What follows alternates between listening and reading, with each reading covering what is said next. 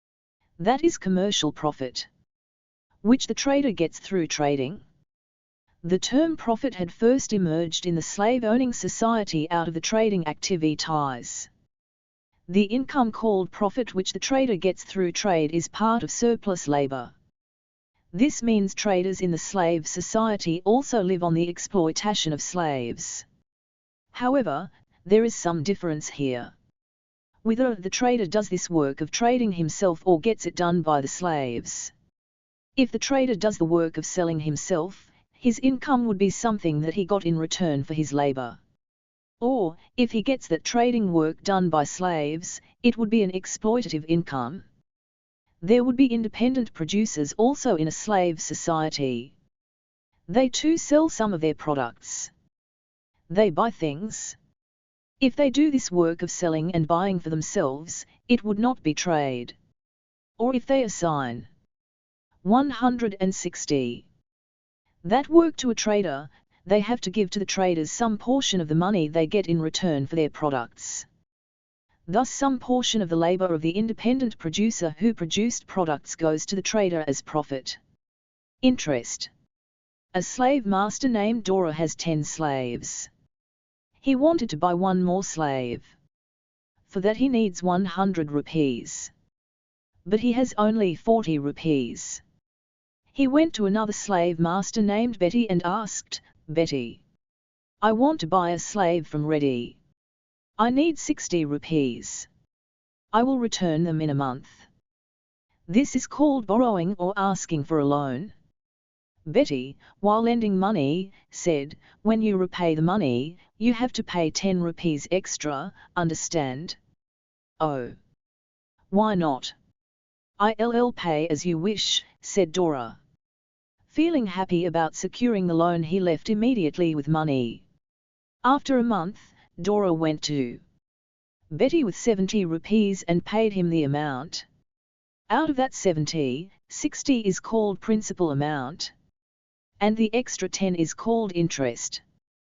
This means, if anyone borrows some money as loan, they have to pay some more money while repaying. That is interest. The nature and source of interest is the same as that of commercial profit. That is from the surplus labor of the slaves. It is no wonder to see the master who borrowed 60 rupees as loan paying 60 rupees. But he has also paid Rs 10 as interest, hasn't he? Where did he get it from? He pays from his income only. What is the income of that master? It is the surplus labor which he grabbed from the slaves. He sells some of the products which he got from the surplus labor and pays interest to the lender. Because of this, the products which the borrower master should have consumed would become less and that portion would go to the lender. For the person who lends money and receives interest, interest would be his income. Here the person who lent money and earned interest was Betty, the slave master. This master has 2 types of income. The surplus labor that he gets from his slaves. Some portion. 161. Which he gets from the surplus labor of slaves of other slave masters in the form of interest. These 2 types of income are the surplus labor grabbed from the slaves. In this manner, commercial profit and interest are the products that come from the surplus labor of the slaves. Which means, these are due to exploitation of labor and these had begun in the slave master society. Questions and answers 1. Commercial profit is secured by buying products and selling them. Interest is secured by lending money. When did these forms of income begin? As these forms of income are part of the income which was secured by means of exploitation of labor, we can say that they had begun in slave-owning society since exploitation of labor began in that society. 2. How can we say that there were no commercial profit and interest in primitive tribal society that existed prior to slave-owning society? Those are incomes secured by means of exploitation of labor, aren't they? In case they existed among the primitive tribes, we should assume that exploitation of labor had begun in those tribes.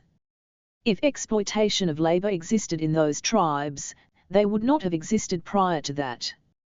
There would be a time when there was no exploitation of labor and no trade and no interest during that time. 3. Was loan without interest not possible in the past? It was possible. Suppose new pots are not ready with Sanjay, the potter. One day, he needed shoes right away. He could get those shoes telling the shoemaker that he would give the pot later. This amounts to taking a loan. If he gives the pot immediately after it is made, it would amount to repaying the loan. This is loan without interest. 4. Selling of commodities and circulation of money were not prevalent in slave-owning society, were they? How incomes like commercial profit and interest were possible then? Those need not take place by means of money. The trader of that time could give the products of one master to another and vice versa, and could take some products from both the masters in lieu of that work. Same thing could happen in the case of interest. One master could lend his products as loan to another master or a trader and could take 162. Slightly more products as interest while taking back. If a master borrowed a bag of grain as loan and gives more than a bag of grain while repaying the loan, it amounts to paying interest. Commercial profit and interest are possible without money. 5. A master borrowed a bag of grain from another master. He gave little more grain while returning the borrowed grain. Show this in the form of figures. Actual grain given borrowed as loan. As interest. 6. What is the source of grain given as interest? As this is a transaction between masters, the source is the labor of slaves irrespective of whether it is principal amount or interest. 41. Emergence of state in the slave-owning society. Even though slaves performed various kinds of labor for the sake of masters, they did so under compulsion and not willingly. They tried to disobey the orders of the masters and rebel against them. They tried to run away into forests. Therefore, masters needed new ways of suppressing slaves. They had to threaten slaves so that they work properly. As a result, a group of people got together in order to oversee whether the slaves were doing work or not in their workplaces. Those who oversaw were also slaves. The master assigned that work to them. They acted in favor of the master and in opposition to the slaves. The overseers roamed among the working slaves with big whips and make them obedient out of fear. They tied blocks of heavy stones to the feet so that slaves would not run away. The slaves had to do the work while dragging resembling the pointed horns of a deer around the necks of the slaves. If a slave ran away into the forest, the horns pointed upward would be entangled into tree branches and the fleeing slave would be stopped. By then, the servants of the master would start searching for the absconding slave with dogs as huge as elephants, armed with knives in their hands. As soon as they found the slave entangled in the tree branches, they would kill him either by stabbing him or by inciting the dogs to tear him into pieces. Or they would take him back to the master and subject him to the worst kind of torture. The crime of that slave would be just trying to run away. The masters were not satisfied with such methods of torture in order to suppress the slaves. Then they needed state. State means, rule to suppress the slaves. The slave master who had the largest property among all other masters would become the king. Largest property means thousands of acres of land and hundreds of slaves to cultivate that land. All the masters would agree to choose a master with huge property as the king. There would be ministers and their retinue around the king who had the largest property. All of them were slave masters. All of them were property owners. What all of them did in the name of ruling was suppressing slaves. The morals preached by their rule. The entire land is the property of the masters. Slaves are also the property of the masters. It is the duty of the slaves to serve their masters with humility and obedience. Those who do not do so will have to face various kinds of punishment. To facilitate such a rule by the king, departments like the protective force, the 164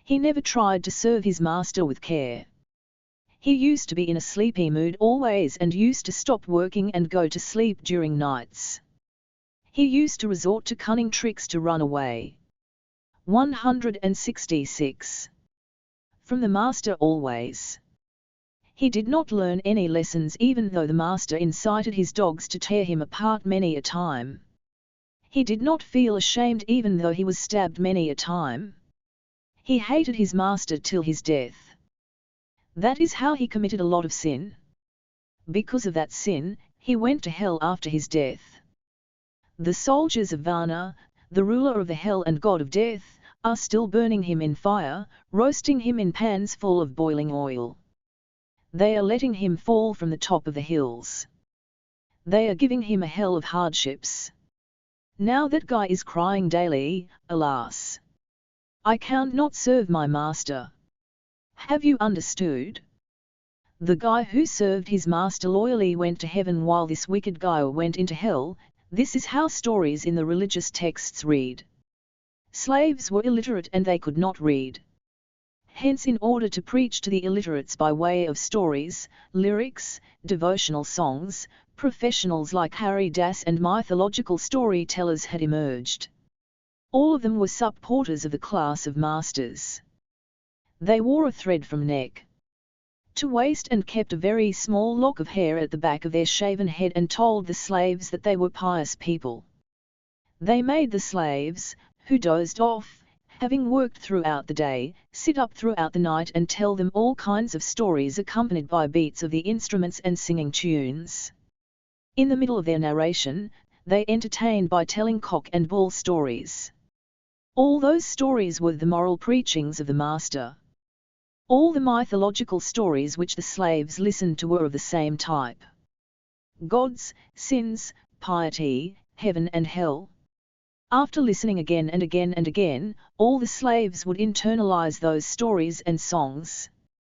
Belief in heaven and hell took strong roots. They would be afraid of hell and desirous of heaven. Religious texts emerged only to teach the slaves that they 167 would become sinners if they rebelled against the master and would get piety if they served their masters with obedience.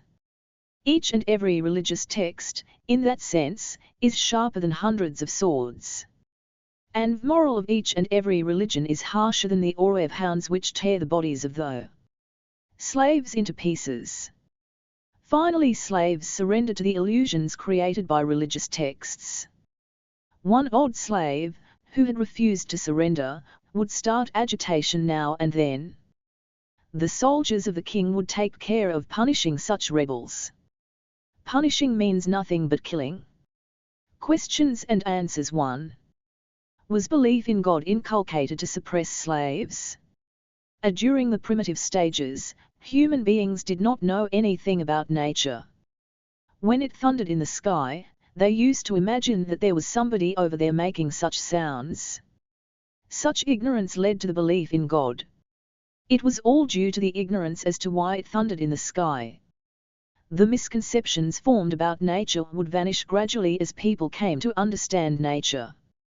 But conceptions of heaven and hell were not formed solely due to ignorance. The real objective of such conceptions was to suppress the class of slaves with fear. If we see the stories in the religious texts, it would be clear that they were composed only for the sake of slaves. 43 Master-laborer relations. A slave would get a fistful, meager food as long as he could work. A disabled slave would be unfit even for sale. In view of the masters, it was a waste of money to feed a slave who could not work. They killed such slaves, or abandoned them and let them live by begging. Masterhood did not exist before slavery started. No human being was either a slave or a master in the past. Such human relations turned into master. 168. Slave relations in order to exploit labor of others.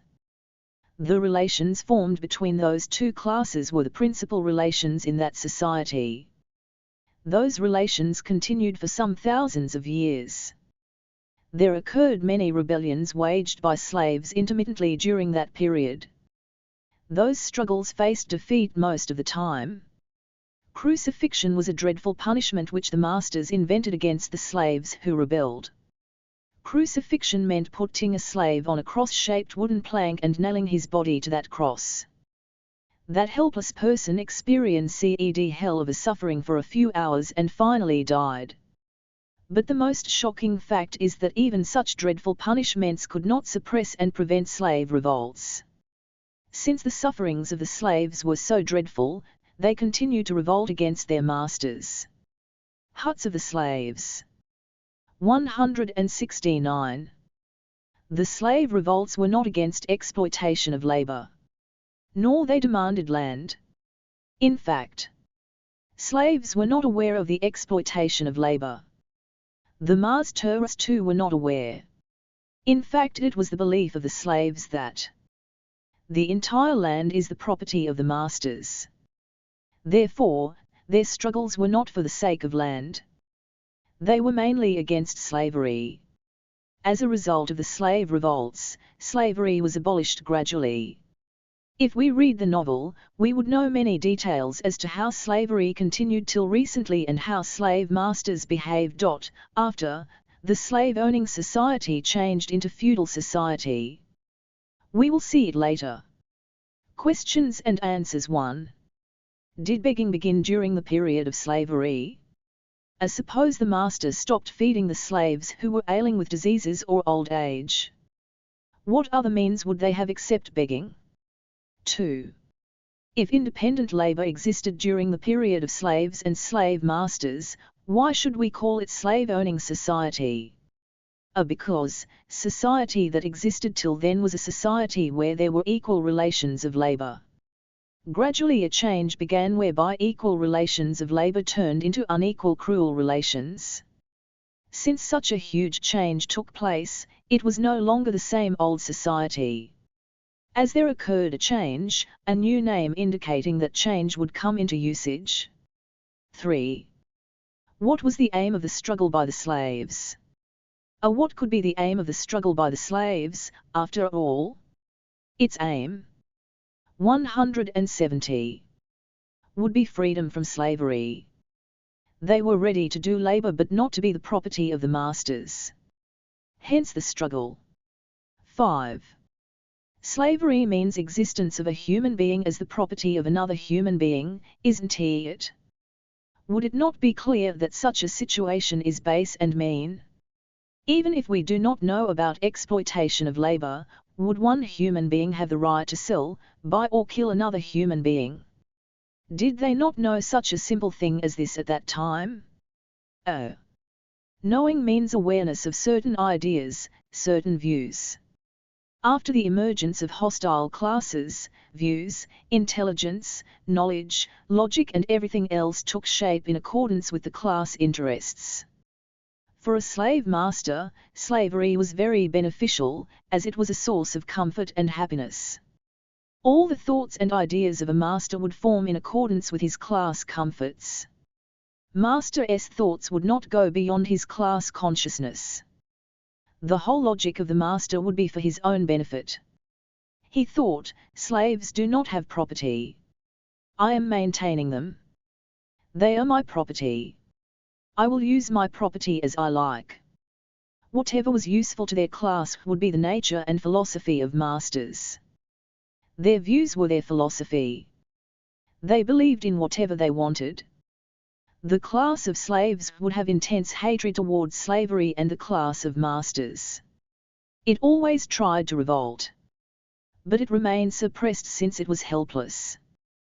The essence of the matter is that ideas of human beings do not form without any connection to their classes. We have to understand human beings as class human beings and slave human beings. This means we should view each and every human being in terms of such detail as, what class does he belong to? The class of masters or the class of slaves? 44. Society of landlords. The property of slave masters is of two types, isn't it? Land plus other tools. Slaves who do labor. Now, due to the abolition of slavery, the masters have lost the second property right. That is, they lost their right over the slaves. Now slaves are no longer slaves. Now they are no longer the property of the master. Now the master would not have the right to buy, sell, or kill the slaves. Except for this single change, all other things remain as they were under slavery. Even now the entire land is the property of the masters. Now this master is not a slave master. He is the master or owner of the petty is enough continue exploitation of labor. It is enough if he is the owner of the land and other means of production. Those who do not have the means of production would approach these means. Those who do not have land would come to the land. Now see how exploitation of labor is carried out by this master who land only. Therefore he is now the lord of the land. Landlord. Due to the change in the name, the slave master has become the landlord. The first type of pro in order to Gmednk 172 has become landlord. Now slaves are no longer slaves, are they? Who would raise crops in the land of the landlord? Would the family members of the landlord perform labor for themselves for their maintenance? Even if they do, they cannot do in 1,000 acres, and hence would they keep only 5 acres and give up the rest of the land? Well, then, who will do labor in the land of the landlord? The slaves got rid of slavery but have not secured land, have they? Where do landless people raise crops for their maintenance? They have to go wherever there is land. That is, to those who possess land as their property. Now people who do not have land would go to those who have land. That is to the landlords. They would ask, "Sir, we will cultivate your land and raise crops in it. Please permit us." Anyway, the landlord's family needs people to do labors, don't they?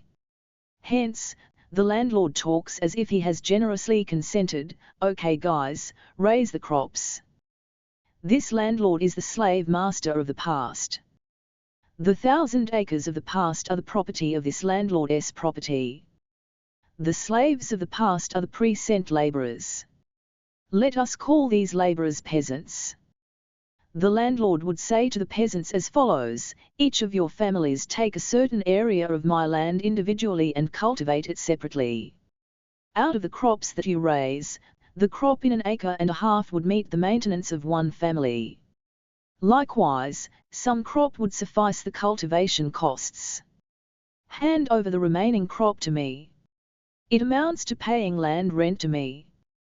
The entire land is my property. As I am giving my land to you for your livelihood, you must pay me the rent." That is the condition. Thus the slaves of the past would now become tenant peasants. All the calculations connected with the crops in 1,000 acres would remain as before. The total cost of maintenance of all the 100 peasant families would be equal to the crop raised in 150 acres. The crop in 1.5 acres would go to each family every year. The crop raised in 50 acres would go 173 to meet the cost of seeds, manures and tools. After deducting these costs, the remaining is the crop raised in 800 acres. That is the rent for the landlord's family. Whatever happened in the case of the slave master, the same thing happens in the case of the landlord. What is it that goes to the landlord's family in the name of rent? Questions and answers. 1. Who is a slave master? Who is a landlord? The slave master would have the property rights not only over the land but also the slaves who do the labor, whereas the landlord would have rights over the land only and not over those who do labor. 2. Would the slave master turn into a landlord? Yes. After losing rights over the slaves, there remains the right only on the land. Therefore, the slave master would remain a landlord. 3. How should we understand the notion of progress/development? What do we call progress in relation to different classes? However minor a change may be, it is real progress if it reduces the injustice being done to a class. If slavery is eliminated from the lives of the slaves, it is a good change in the existing human relations. Such a change would also rescue a slave master from wickedness. Thus it would be progress for the entire society. But the class of slave masters does not relish such a change. Given a chance, that class would dream of becoming slave masters again. 4. Is the society of landlords progressive than that of the slave masters? Certainly. The fact that a situation wherein the slaves were the property of the masters has changed indicates progress for the slaves. It is progress to the slave masters as well. But they do not realize it. 5. Slavery does not exist in the society of landlords, isn't it? Would there be exploitation of labor even then? What sort of a question is this? If you ask this question at this point, what is that you have understood after reading so much? Does the existence of grabbing the surplus labor not mean the existence of 174. Exploitation of labor? The existence of master-laborer relation implies the existence of exploitation of labor. 6. Is a landlord the master of the tenant peasants? Certainly. It is a master versus laborer relationship. 7. Isn't there any use of master-laborer relation? Do you know the meaning of this question? This amounts to asking, isn't there any use of exploitation of labor? Why isn't there any use of exploitation of labor? There is a lot of use. For whom? For the masters. Not for the laborers. We ought to see, not only the term use but any term, from the perspective of class. From the perspective of for this class or for that class. 45. Land rent means exploitation of labor. Land is my property, says the landlord. Yes, land is the landlord's property. Isn't he the lord of the land, say the tenant peasants too. Neither of the two parties knew that the land belongs to no one. Land is something which formed naturally. The landlord had not made it. Nor the laborers made it. No human being had made it. It is the slaves of the past and present day peasants, especially the handicraftsmen, who made all the tools such as spades, crowbars, ploughs which are necessary to carry on agricultural tasks. There is no labor of the landlord in the land. In the tools too, there is no labor of the landlord. In order to cultivate the landlord does not come to the field and stand. But this picture enables us to see a person who does labor and a person who does not labor at the same place. 175. Land. Several new types of labor starting from the tilling of the land to filling of the granary must be carried out. Even in these tasks, there is nothing that the landlord does. Finally, when we see the harvest, we do not find the landlord's labor either in the old labor or in the new labor in any context. What are the various kinds of labor due to which a given crop is raised on the land? The crop is made of the new labor which the household members of the tenant peasants perform and the old labor that is in the form of seeds, tools and manure. A fact which we must always remember is that no labor from the land is included in the old labor. Since land is not made of labor, there would be no labor that goes from the land into the raising of the crop. Land, a tool that is naturally available, is also a causative factor for the plants to grow and the crop to ripen. However, the land is not a causative factor for adding some labor to the crop by itself. Unlike the plough which adds labor by itself to the crop, the land adds no labor to the crop. Without the plough, the work would stop. Without the land too, the work would stop. Without rent, the work will not stop. There won't be any rent on the land of an independent peasant. He need not pay some portion of the produce as rent to others. Yet, crops grow in that land. It means that the plough and the land are the sole requirements to raise crops. Rent is not a real requirement. Rent is neither a tool nor a form of labor that comes to the workplace. There is nothing that the rent does in raising the crop. Nor is there anything that the landlord who collects the rent does for the crop. The right of the landlord over the land has nothing to do with the labor. It is a false right. Rent is a false need. The total labor needed for raising the crop belongs to the people who performed the old and new types of labor. No portion of this labor belongs to the landlord. Let us consider the details of the crop raised in 1,000 acres of land. To produce each and everything there ought to be old and new types of labor, oughtn't they? Let us suppose that, of the total labor needed for the crop raised in 176 acres constitutes the old labor. We have to keep it aside. This quantity will be required for the cultivation expenses of the coming year. When the old labor is subtracted from the total labor, what remains is the new labor. It is the crop of 950 acres. It is the new labor which 100 families of the tenant farmers did. If these families could get that crop, it would amount to getting the fruits of their labor. But each peasant family has to live on the crop raised in 1.5 acres of the land only. They have to pay the crop of 800 acres as lease amount to the landlord. Even in the society of the landlords, there were no words like wages or salary yet. Although these terms did not exist, what the peasant families received was wages. Details of the crop: total crop of 1,000 acres. Cultivation costs crop of 50 acres. Labor of the tenant peasants, crop of 950 acres. Maintenance of the tenant peasants, crop of 150 acres. Lease amount to the landlord, crop of 800 acres. This is the surplus labor of the farmer families. This rent amount is the income for the landlord's family.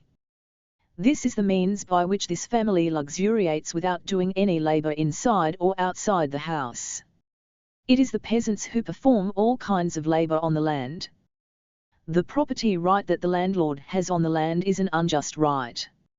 If a person does some labor and receives the fruits of that labor, it is a justified right. The landlord cannot have such a right. Even a fistful of husk need not go to him. Nevertheless, in the name of rent amount, all the labor of the peasant families goes to him. Landlord's mansion. The rent amount which the landlord collects is one of the ways of exploitation poor house of a tenant peasant. 177. Of labor, a way to live without doing any labor. This is what had happened with the slave masters in the past and what would happen with the landlords in the subsequent period of time. The peasants paying the rent should be called laboring tenant peasants. This is because in the subsequent lessons, we will see non-laboring tenant peasants as well. Hence we ought to understand these peasants in this manner only. Here some questions arise. We must raise them. Can the people of the 100 farmer families collectively fight with a single family of the landlord? Can they take the landlord's family members as captives and distribute the land among their families? A portion of the land should be left out for the landlord's family as well. Then the peasants should set the captive family free and tell them, you yourselves work on the land allotted to you. If the peasants do so, it is justified, is it not? When such an ideal path is available, why didn't they do so?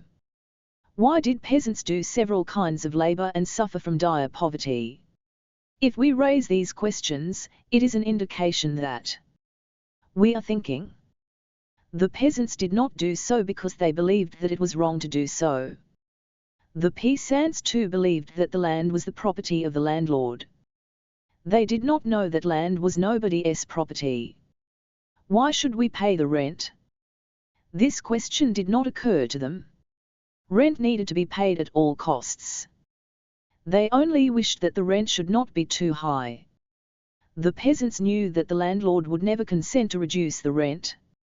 When the person who possesses the land does not agree, it is for the people who do not possess the land to reconcile, isn't it? The peasants would agree to what the landlord demands with bowed heads and say, "Yes, sir. We will pay the rent as you command." They would say so, but it was not possible for them to pay. Although it is the peasants who do all kinds of labor, they do not realize their own might. They do not know that they can occupy the entire land and perform labor independently on it. This is because they have been seeing the lands as though 178. Property of the landlords since their childhood. Their common sense taught them to be subservient to the property rights. They never think of the question, why should we pay the rent? This question would never occur to them. They do not know the secret that rent means exploitation of labor. Not even the landlords know about it. In the absence of the knowledge of exploitation of labor, all other knowledge is but ignorance. Ignorance on both the sides. The trading of the commodities and money lending that were born in the slave society would expand here further. We may even imagine the existence of independent farmers here. They possess tiny pieces of land and tools. They are neither tenant peasants nor landlords. However, in this society, the principal classes are landlords and tenant peasants. Tenant peasants, the class that performs labor. Landlords, the class that exploits others' labor. They are classes, hostile to each other, in this society.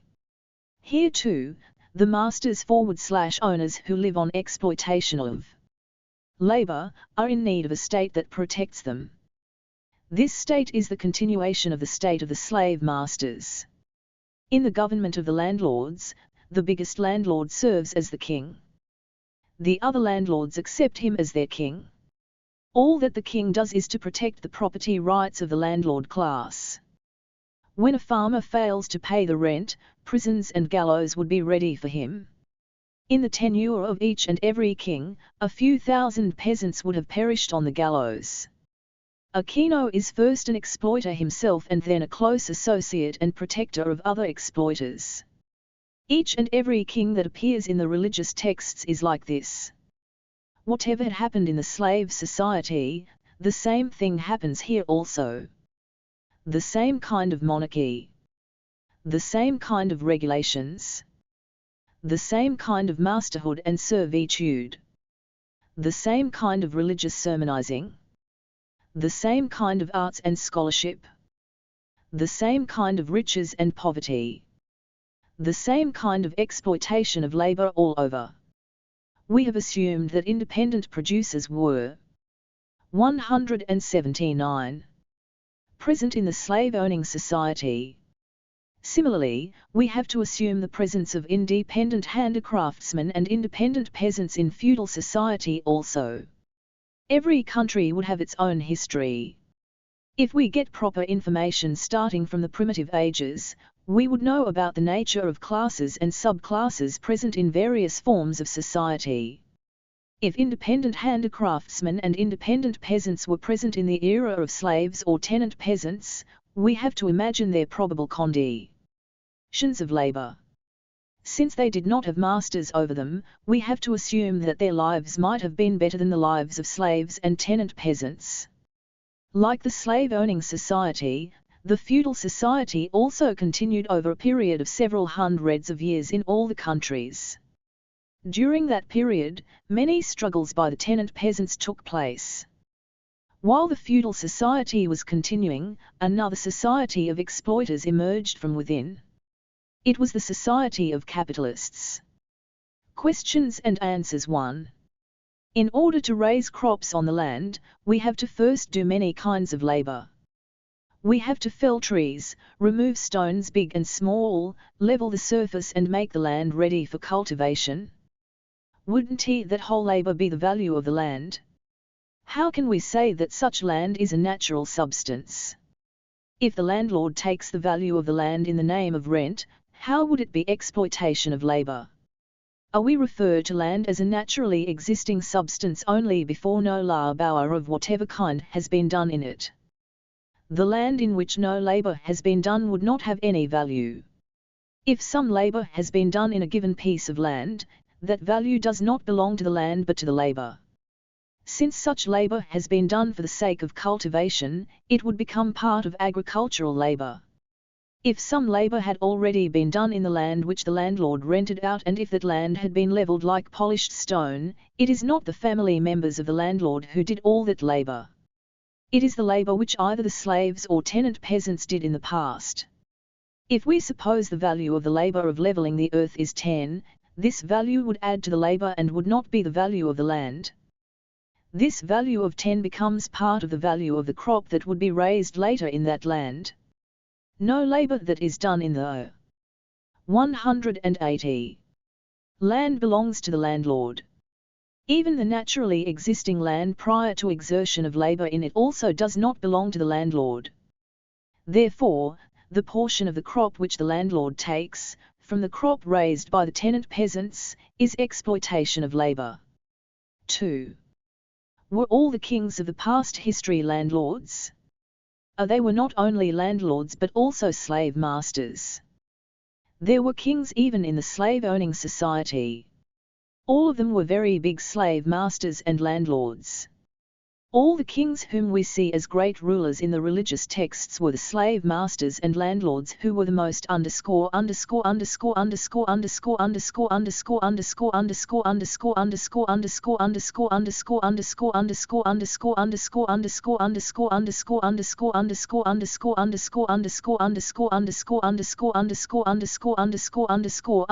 treacherous exploiters of labor. 3. Either the slave masters or the feudal lords of the past ages were not aware of exploitation of labor, were they? Then how can we find fault with them? Even though the masters of those times were not aware of what they were doing, it is exploitation of labor that they practiced. They demonstrated dreadful cruelty towards the people due to whose labor they enjoyed all comforts and luxuries. They committed those atrocities intentionally. Had they known about exploitation of labor at that time, would they have given it up? Even if they knew about it at that time, they would not have given it up. The proof for this is the present-day capitalists. See the subsequent lessons also. 4. A family has a small plot of land. The members of that family do various kinds of labor in it. As they are the owners of that land, will they become landlords? No, they will not become landlords. They are independent peasants. Landlords are those who rent out the land and live on the income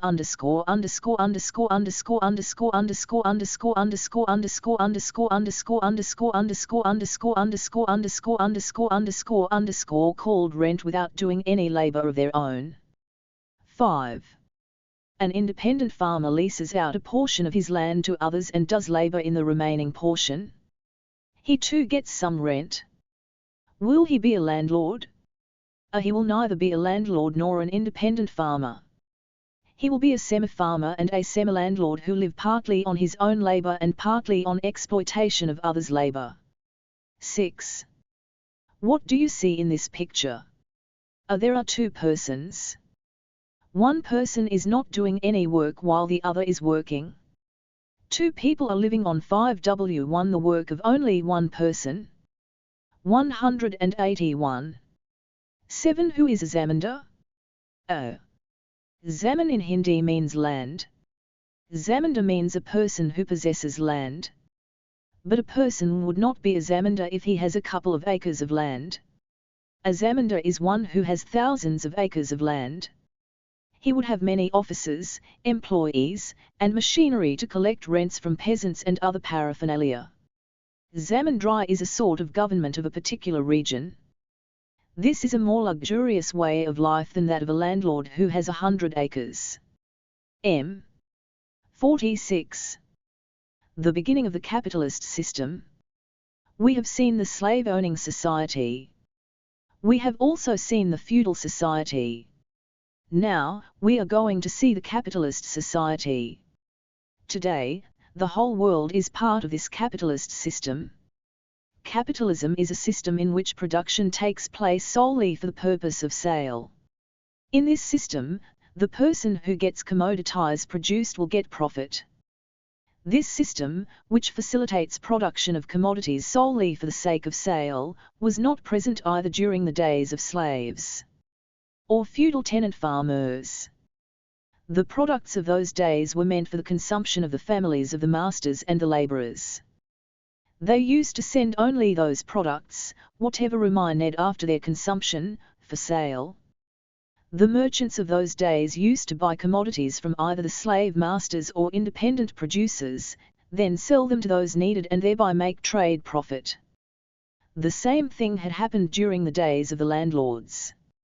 During those days, the system of producing commodities for sale. 182. And getting productive profit had not yet begun. The same was beginning now gradually. Here onwards, we will see this. In the past societies, there were no means of calculating the daily labour contributions of the slaves and the tenant farmers working for their masters. Furthermore, there was no way to determine the fruits of labour which they actually received daily for their sustenance. A larger part of the total mass of production did not go for sale. We also do not have estimates regarding the value of the mass of production.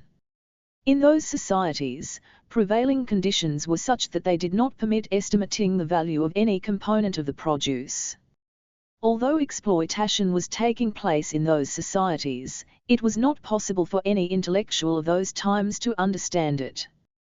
The following conditions were required to make it possible to understand the phenomenon of exploitation of labor: payment of wages, that too in the form of money, for those who work for their masters, and a large portion of the products produced for masters should go into sale.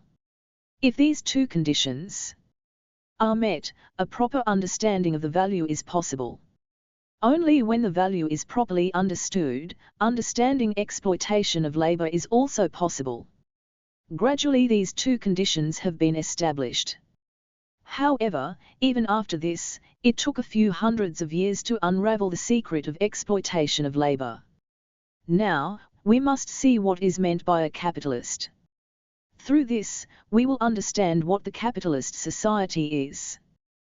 We should know how everyone is living in this society. We must also learn in what kind of relations we are living today. In essence, there exists no difference between the past societies and the present society. We will see the same phenomenon of exploitation of labor of past days again today, but in greater detail and with supporting calculations. There is a rich man called Shayapathy. Do you ask, where? It could be anywhere. Aren't rich people there in all the countries? Shayapathy, however, exists in India, in the Telugu-speaking state, in almost all the villages. This gentleman possesses a lot of money. The money was accumulated because his 183 ancestors, great-grandfathers of his great-grandfathers, amassed some of these riches being slave masters. The great-grandfathers of Shayapathy amassed a lot more riches. Furthermore, those ancestors also indulged in the trade of buying and selling of commodities. They lent out money and extracted interest. In this manner, since the times of his grandfathers and fathers, there have been 11 iron trunks in the courtyard of Shayapathy's house. This Shayapathy is the great-grandson who was born into such an affluent family. Therefore he has a lot of money. It is his great desire to order the making of the 12th iron trunk.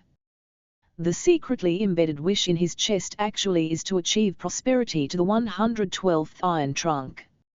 In his childhood, while watching his great-grandfathers, grandfathers and fathers, a desire cropped up, in his 11th year, to surpass all his ancestors.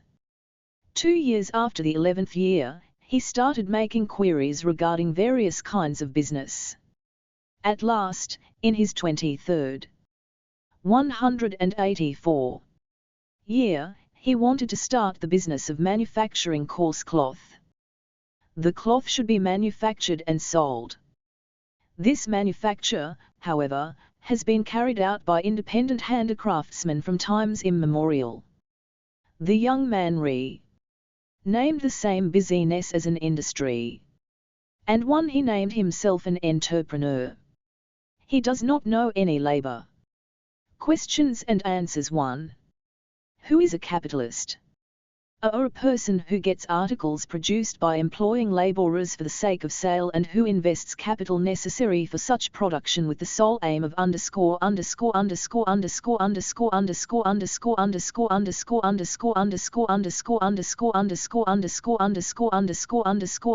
getting profit. 2. What is industry? A industry means making others produce something for the sake of sale in order to get profit. The person who runs an industry is an industrialist. A capitalist is an industrialist. 3. The slave master and the landlords sell some portion of the produce which they get from their laborers, don't they? Why do you say that capitalist alone sells the products? The produce which the slave masters and landlords sell would be much less in quantity. Whereas the industry of a capitalist is not like that. See the subsequent lessons. 4. Where did the capitalists come from? Capitalists did not come from anywhere. They too are born within the country. Trading has been there since the days of slave masters. Money lending has also been there. All this was there during the period of feudal lords. Accumulation of some money is possible through such business. The general traders, who buy products at one place and sell at another, gradually start industries whereby they could get products produced under their control. If one trader starts an industry, several other affluent persons would quickly tread the same path. It is a business in which people can easily multiply their money. Therefore, capitalists are not those who had come from some other place. Traders of this place themselves will start the industry. Those who earn money through interest too could start industry. 5. What kind of labor does an industrialist do? What labor does a slave master do? What labor does a landlord do? The industrialist too does the same kind of labor. 185.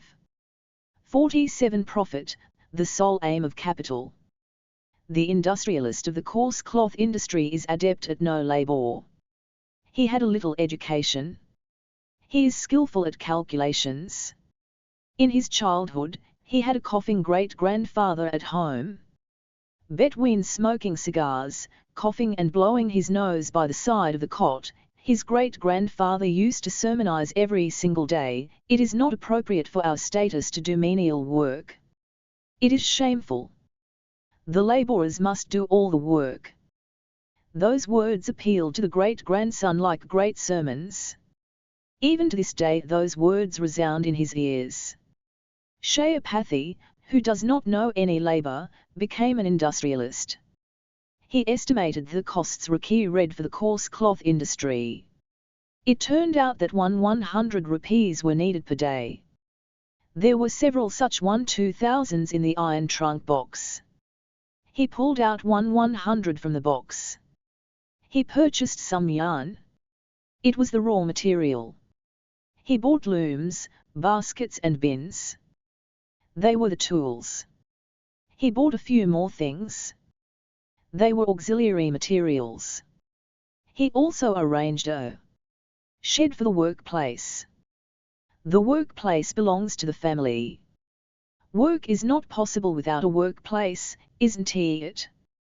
The workplace too therefore is a tool. The cover term for all these diverse items required for producing is means of production. These are all the means for the producing articles. The workplace has to be on land, right? Therefore, some land is also necessary. Land too is therefore a means of production. Not only for agriculture, but for any industry or any trade, a piece of land is required. However, since the land is not made of labor, it contains no value. A building or a shed located on earth possesses value. Land is the only means available naturally. All others are means made of labor. In Shalapthi's industry, all the means collectively required rupees 80. This is the estimate of the means needed for a single day. What else was needed? Men who knew how to make cloth were needed. It turned out that 10 such people were needed. 186. The industrialist hired them. The system of paying wages to workers began with such industrialists. Here, the wage per person per day was 2 rupees. The 10 people needed for Shayapathy would cost 20 rupees. These are the costs for a single day. One fine morning, the people arrived at the workplace and started working at their respective places. By the nightfall, they worked for 12 hours and completed a day's work. All the yarn got transformed into cloth and got deposited on the table delightfully. All the while, the industrialist managed his industry seated in cushioned chairs, in his own room, reading business headlines in the newspapers, consuming light refreshments and soft drinks and taking occasional naps. Eventually, upon learning that the cloth was ready, he arrived there majestically. He handed out 20 rupees to the workers and said, "Is this okay? Come tomorrow again." The workers left the workplace tired and disappointed. Those who work on the basis of money wage are workers. Shayapathy, standing by the new product, recalculated his expenses to produce the cloth, for the means of production, 80 towards the wages of workers, 20 total, 100. There is a cover term for both of these expenses, capital. One who invests capital is the 187. Capitalist. Which means, Shayapathy is a capitalist. An industrialist. He is not the previous slave master, nor the landlord. Now, what will Shayapathy do with the coarse cloth? Will he use it in his household? That cloth is not intended for his household use. It is meant only for sale. Who will buy it? Those who want that cloth will buy it. The other capitalists and the workers as well. At what price will Shayapathy sell the cloth? He spent 100 rupees for it, didn't he? Will he, then, sell it only for 100 rupees? In that case, he will get back only what he spent. Did he establish the industry to spend 100 rupees and get back the same amount? Then, why take all that trouble to establish the industry? He could as well keep those 100 rupees to himself, couldn't he? No, it won't work that way. Running an industry is not just to recover what was originally spent. The investment would have to be recovered somehow. But, that is not enough. More must be recovered than what was invested. How much more? He would certainly love if he gets much more, but he wouldn't know how much he has to get and how much he gets. For a while he contemplated the market matters. A few other industrialists like him too were making coarse cloth of the same type. And selling the cloth. He has seen at what price they were selling the cloth. Should he not also sell the same way? If sold at a higher price, why would the buyers buy the cloth from him? They will go to a place where the cloth is available at a lower price. Therefore, he cannot sell the cloth at a price higher than that of the other industrialists. He must sell at the same price. Slightly lower price is even better. All would come to him to buy the cloth. So thought Shayapathy solemnly and determined the price of his cloth to be 120 rupees. It means he added 20 rupees over and above the 100 that he spent. That evening he summoned a merchant. "Oh, merchant! Sell this cloth. Sell it for a price of 120. If it is not sold at that price, you may reduce the price a bit. But, try to sell it for 120. Whatever may be the earning, first bring it to me. Then I will give you whatever is appropriate," he said. The merchant carried the 188 cloth away the same evening. And he sold it off the next day. for 120 rupees. He remitted that money to the industrialist. Immediately, Shayapathy took out 5 rupees from the 120 and offered it to the merchant. "Here is your merchant commission," he said. "All these are calculations for a single day." Questions and answers. 1. What are means of production? Are all those means necessary to carry on production? Are the means of production raw materials, tools, auxiliary materials? All these 3 types of means are means of production. In some kinds of labor, there won't be raw materials. The remaining 2 factors will be means of production there. 2. Is land a means of production or not? Any production has to be carried out on the land. Agriculture on the land, industries also on the land. Therefore, land is also a means of production for any production. 3. Land is not made of labor, isn't it? Will it be property? No. But it is a means of production. Without it, no work is possible. Hence, if it is available, it amounts to the availability of means of production. It is nobody's private property. One has to use it with one's own labor. That is all.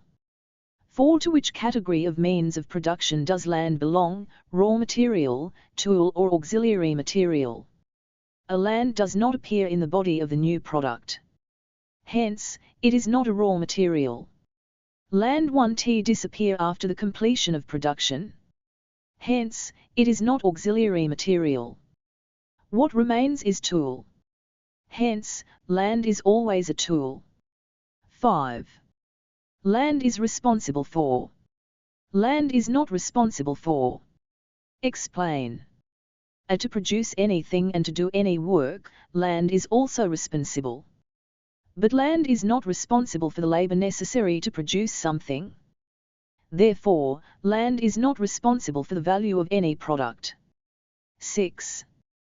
What is process of production? What is labor process? The whole process that involves making of a new product is process of production. The process of doing labor is labor process. While making inanimate things like shirts and chairs, it means the same whether we call it production process or labor process.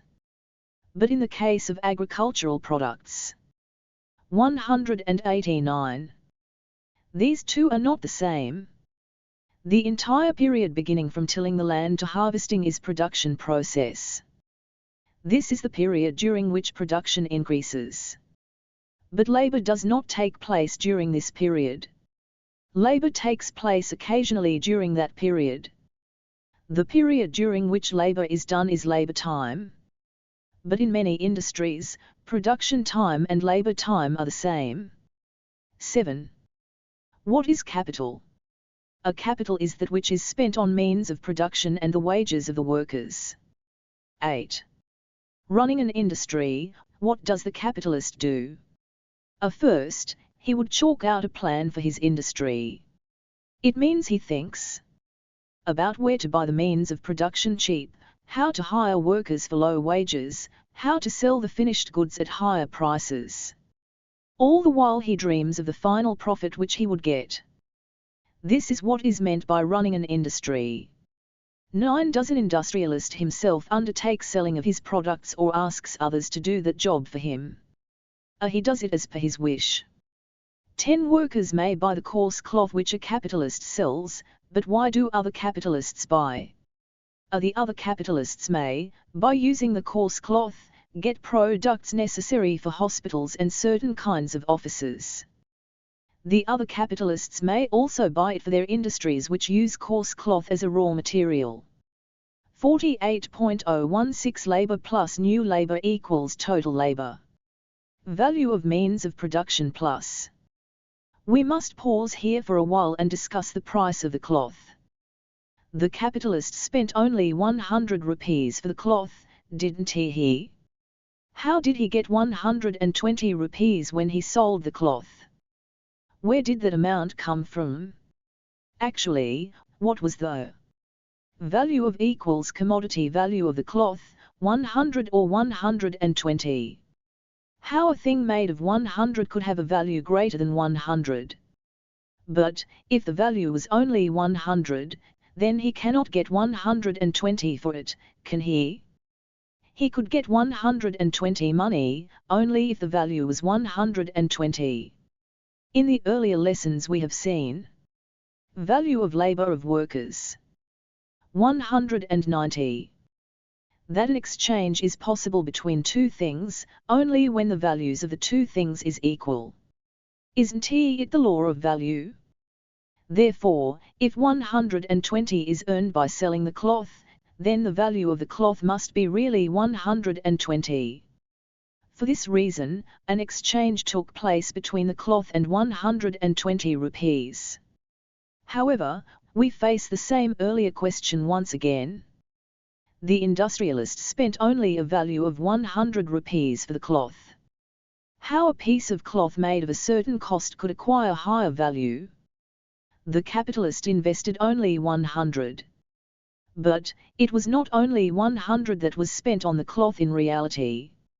An additional 20 was also spent. How did a value of 20 add to the cloth without the capitalist spending that on anything?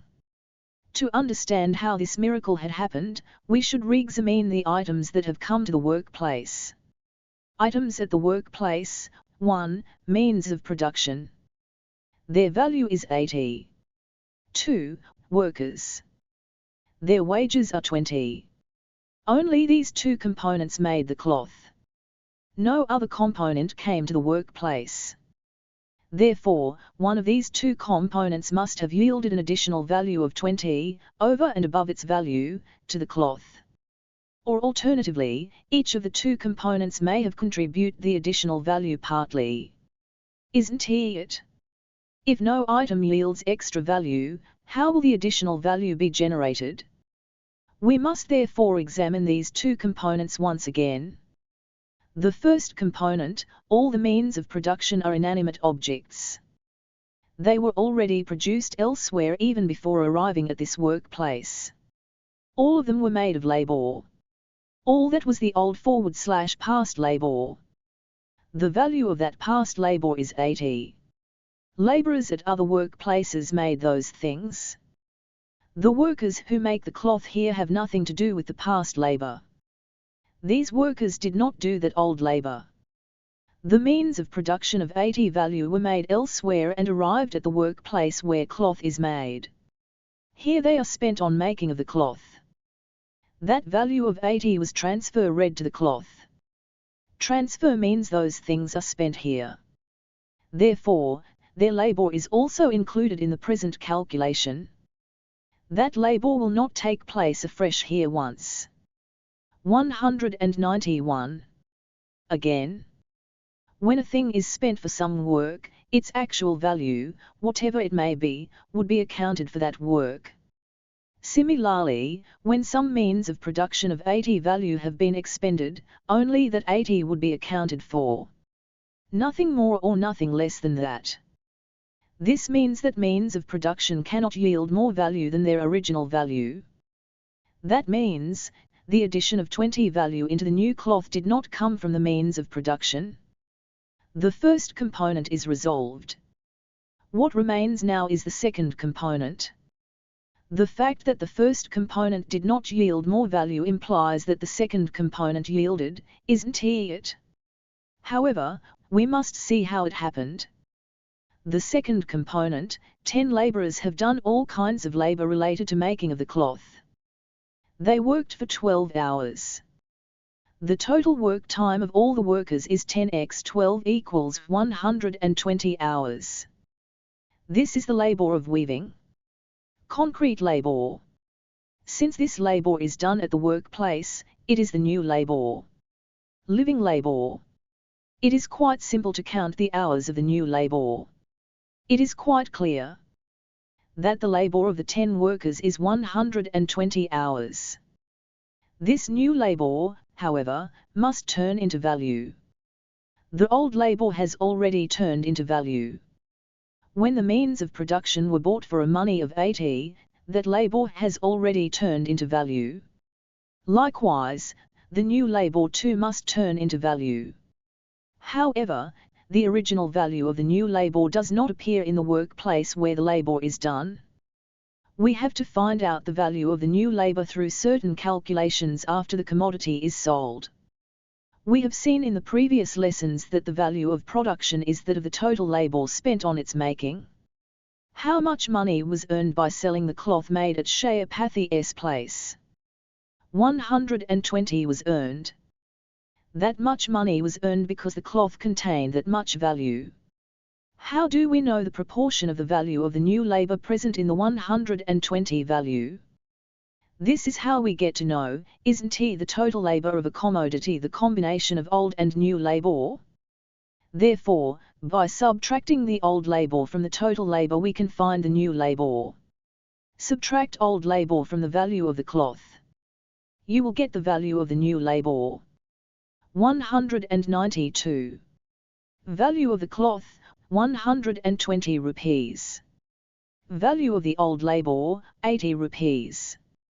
Value of the new labour, 40 rupees. That means the value of the labour of the workers who made the cloth is 40. If the value of their labour should belong to them, the 40 should go to them. But, in the name of wages, they received only 20. Not the other 20. Since the workers received only 20, will it be the value of their labour? No. Whatever the wage the owner gives to the workers, it cannot be the value of their labour. Let us suppose that the owner evaded paying any wages to the workers altogether and that the workers did not receive anything in return at all.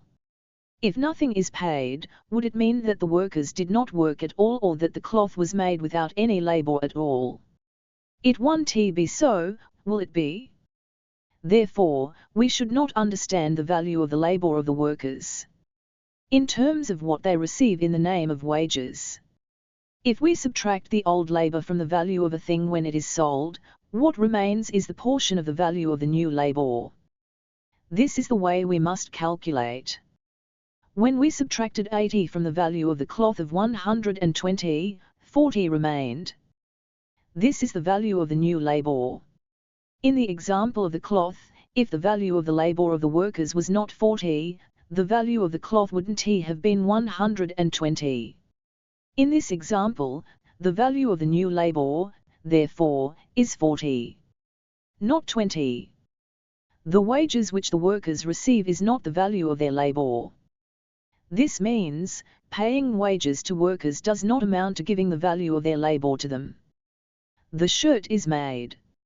Let us remind ourselves the old and the new labour invested in the shirt. Instruments. Old labour. Old labour stitching. New labour. New article. New. Production. 193. 49. Some aspects concerning price. 1. What is that money which a capitalist gets when he sells a commodity? Whether the capitalist gets a commodity or money when he sold his commodity, it is the value of the sold commodity. 2. When a commodity is made by expending some amount of capital, will that expenditure be the value of that commodity or will its value be more than the expenditure? The value of a commodity will invariably be more than the expenditure of the capital. But, the value of the product will not be more than the value of the total labour spent for that commodity. 3. How does a capitalist fix the price of his commodity? First he adds all the expenses that he incurred. In those expenses, he includes not only the costs of means of production and wages paid to the labourers but also certain other items in the name of rent and interest. Then he adds profit due to him and fixes a sum total as price. 4. Is it correct or not to fix price in that manner? It is the capitalist who fixes price and it is right in his view. 5. There were independent producers in the slave-owning society much before the industrial capitalists began to emerge, weren't they? They too used to sell their commodities. How did they fix the prices of those commodities? In the beginning, independent producers were people belonging to different tribes. We have to imagine that they undertook exchanges by means of barter system for a very long period of time. Actually, the practice of fixing prices began through the traders of the slavery period. It is not possible to measure the value as precisely as they weigh the weight. It is not enough for a trader to get back his expenses when he sold. 194. The goods. He has to get a little more than what he originally spent. Therefore, traders invented the method of fixing prices by adding some profit. Independent producers would follow the method of traders if they exchange their products with money occasionally alongside exchanges made by means of barter system. That is the method of combining costs and profit. When we say costs, they also include the costs of maintenance of independent producers. The portion of profit is their surplus labor. They get the value of their labor from that price. Whether it is traders or independent producers of the slave-owning society or present-day capitalists, the method of fixing price is the same. Costs and profit. 6. Let us not consider the question who fixes the prices, whether the capitalist or independent producer. What in actuality is the correct method of fixing the price of products? To produce any article only two entities are spent. Means of production. Living labor.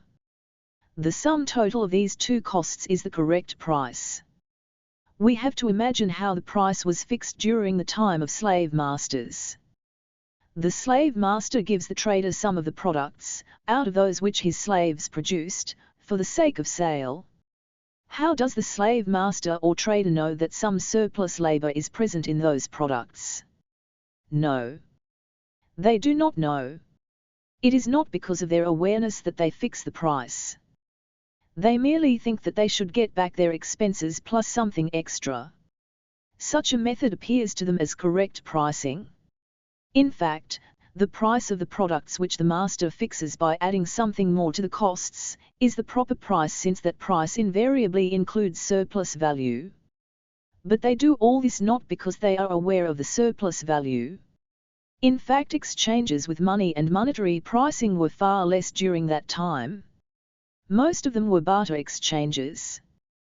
The question of fixing the correct price does not arise in the barter system. 7. Surplus value is present in the value of a commodity. Surplus value is not present in the value of the commodity. What do these statements mean? To say that surplus value is present means some portion of the 195. Labor of a person has gone out in the form of interest, profit, etc. This is inevitable in the master-laborer relationship. To say that surplus value is not present means that there are occasions on which independent producer gets back his entire labor, or he too may have to pay interest, merchant commission, etc. to others. 8. An article is made. It is a shirt. Will the value of that article is more if the living labor includes surplus labor and is less if the living labor does not include surplus labor?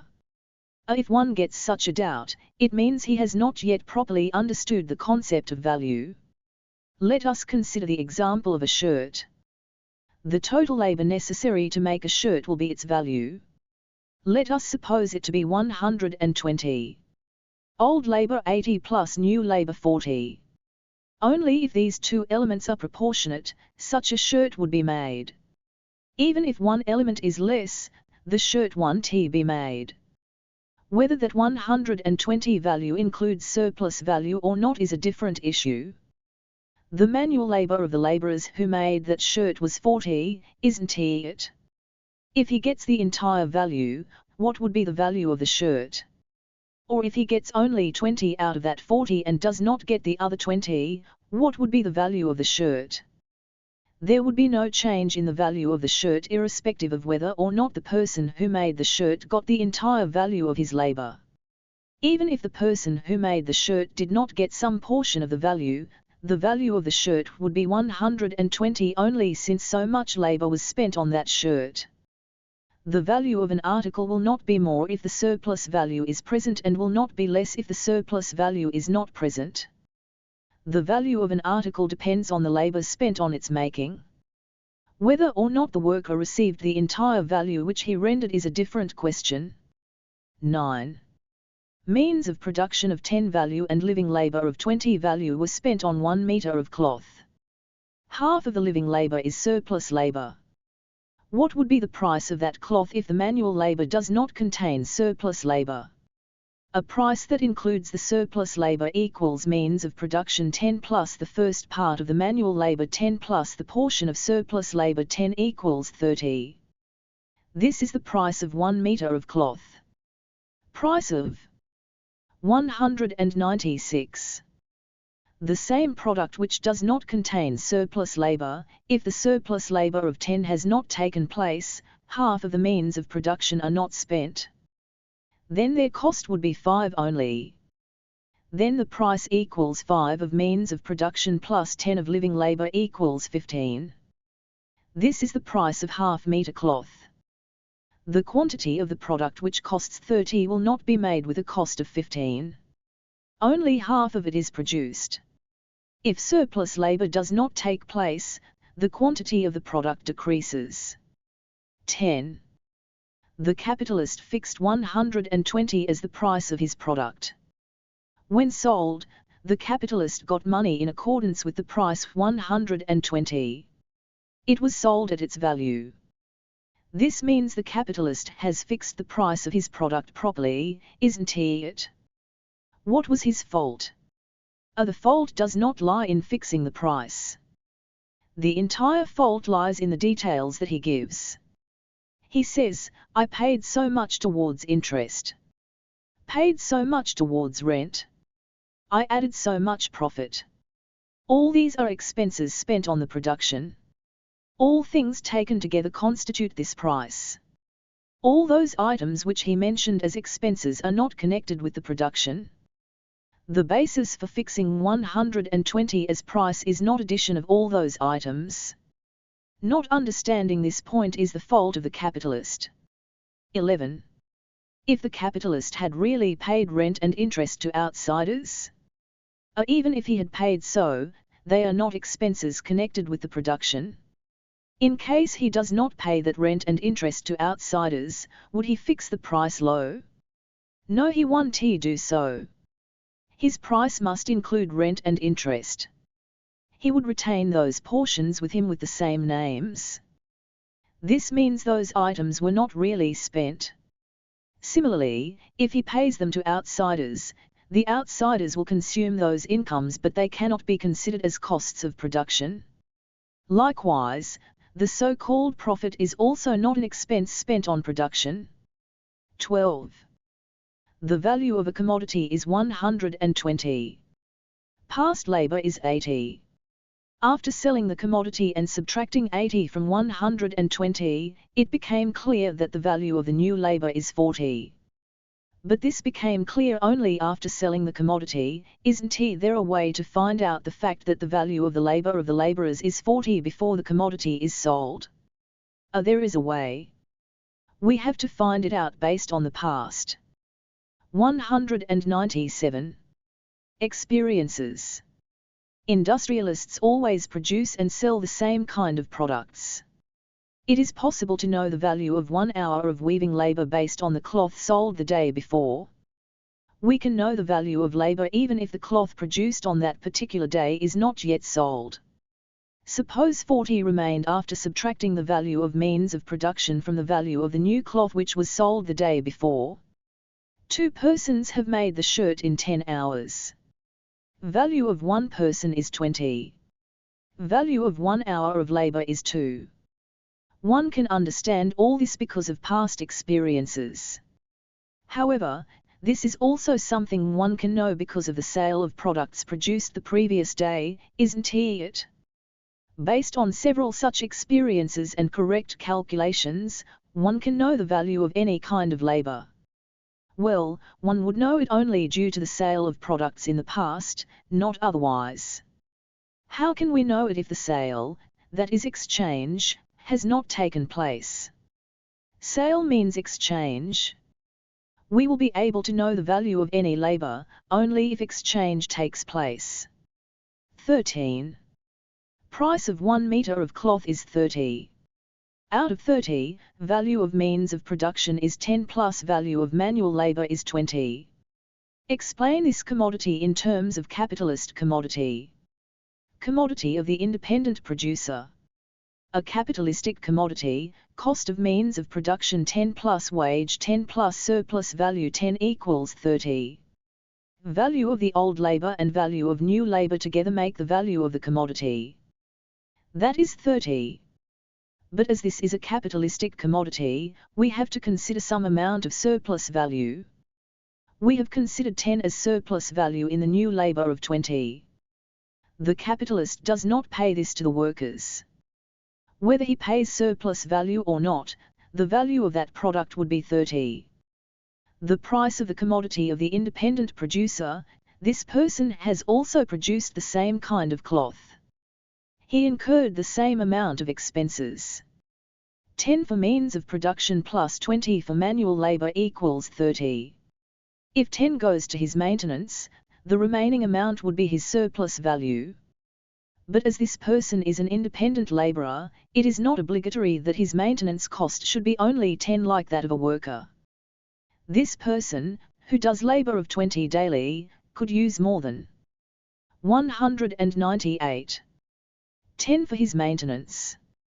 Let us suppose he uses 15 for his maintenance. If he does a labor of 20 and consumes 15 for his maintenance, his surplus value would be only 5. His surplus value would not be 10 as it would be in the case of a worker. The actual details of his commodity would be as follows: means of production 10 plus necessary labor 15 plus surplus labor 5 equals 30.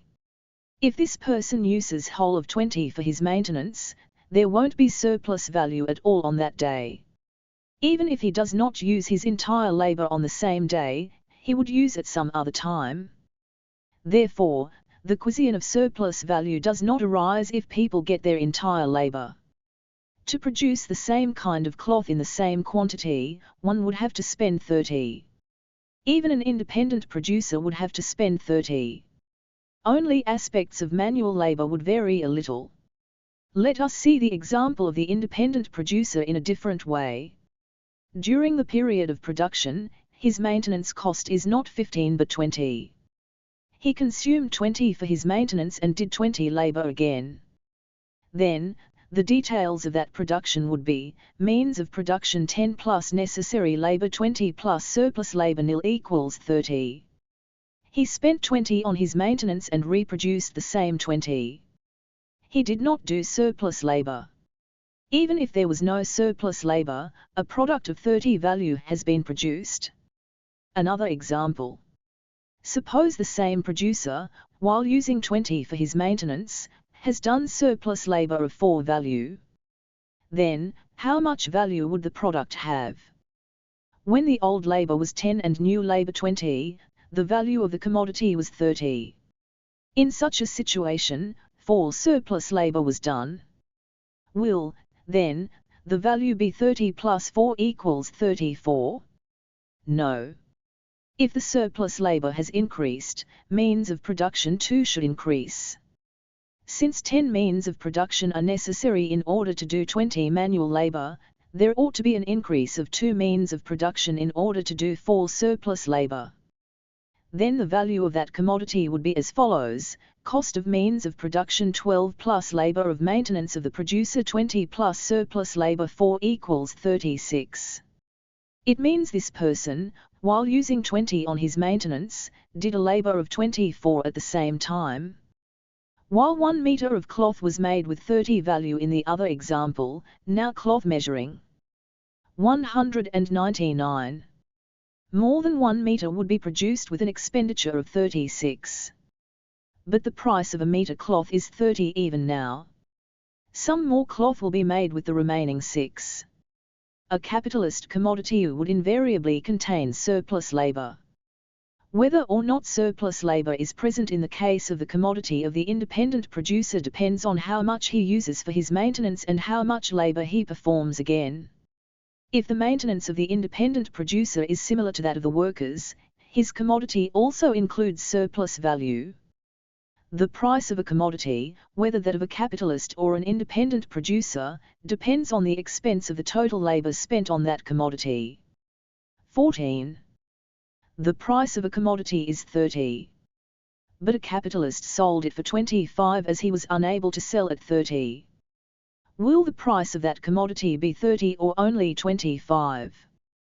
If such a change in the price occurred among all capitalists in a given branch of production, it means the actual price has gone down. Or if it has happened so in the case of a single capitalist, the price might have gone down since many people were not there to buy it at that particular capitalist. Even then the price of that commodity is 30. But it implies that those who bought it for 25 have got it cheap. 15. The value of the labor of a worker is 40. The wage which the capitalist paid to the worker is 20. How could it be an exchange of equal values? Any exchange ought to take place between equal values, right?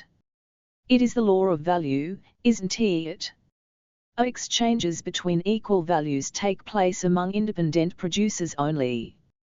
If both the persons are independent producers, exchanges take place between them. Those exchanges will be between equal values. But there won't be an exchange at all where there are master-laborer relations. It is the master who grabs from the laborer and he has nothing to give back to the laborer in the form of labor. Where there is no exchange, the question of equal values does not arise.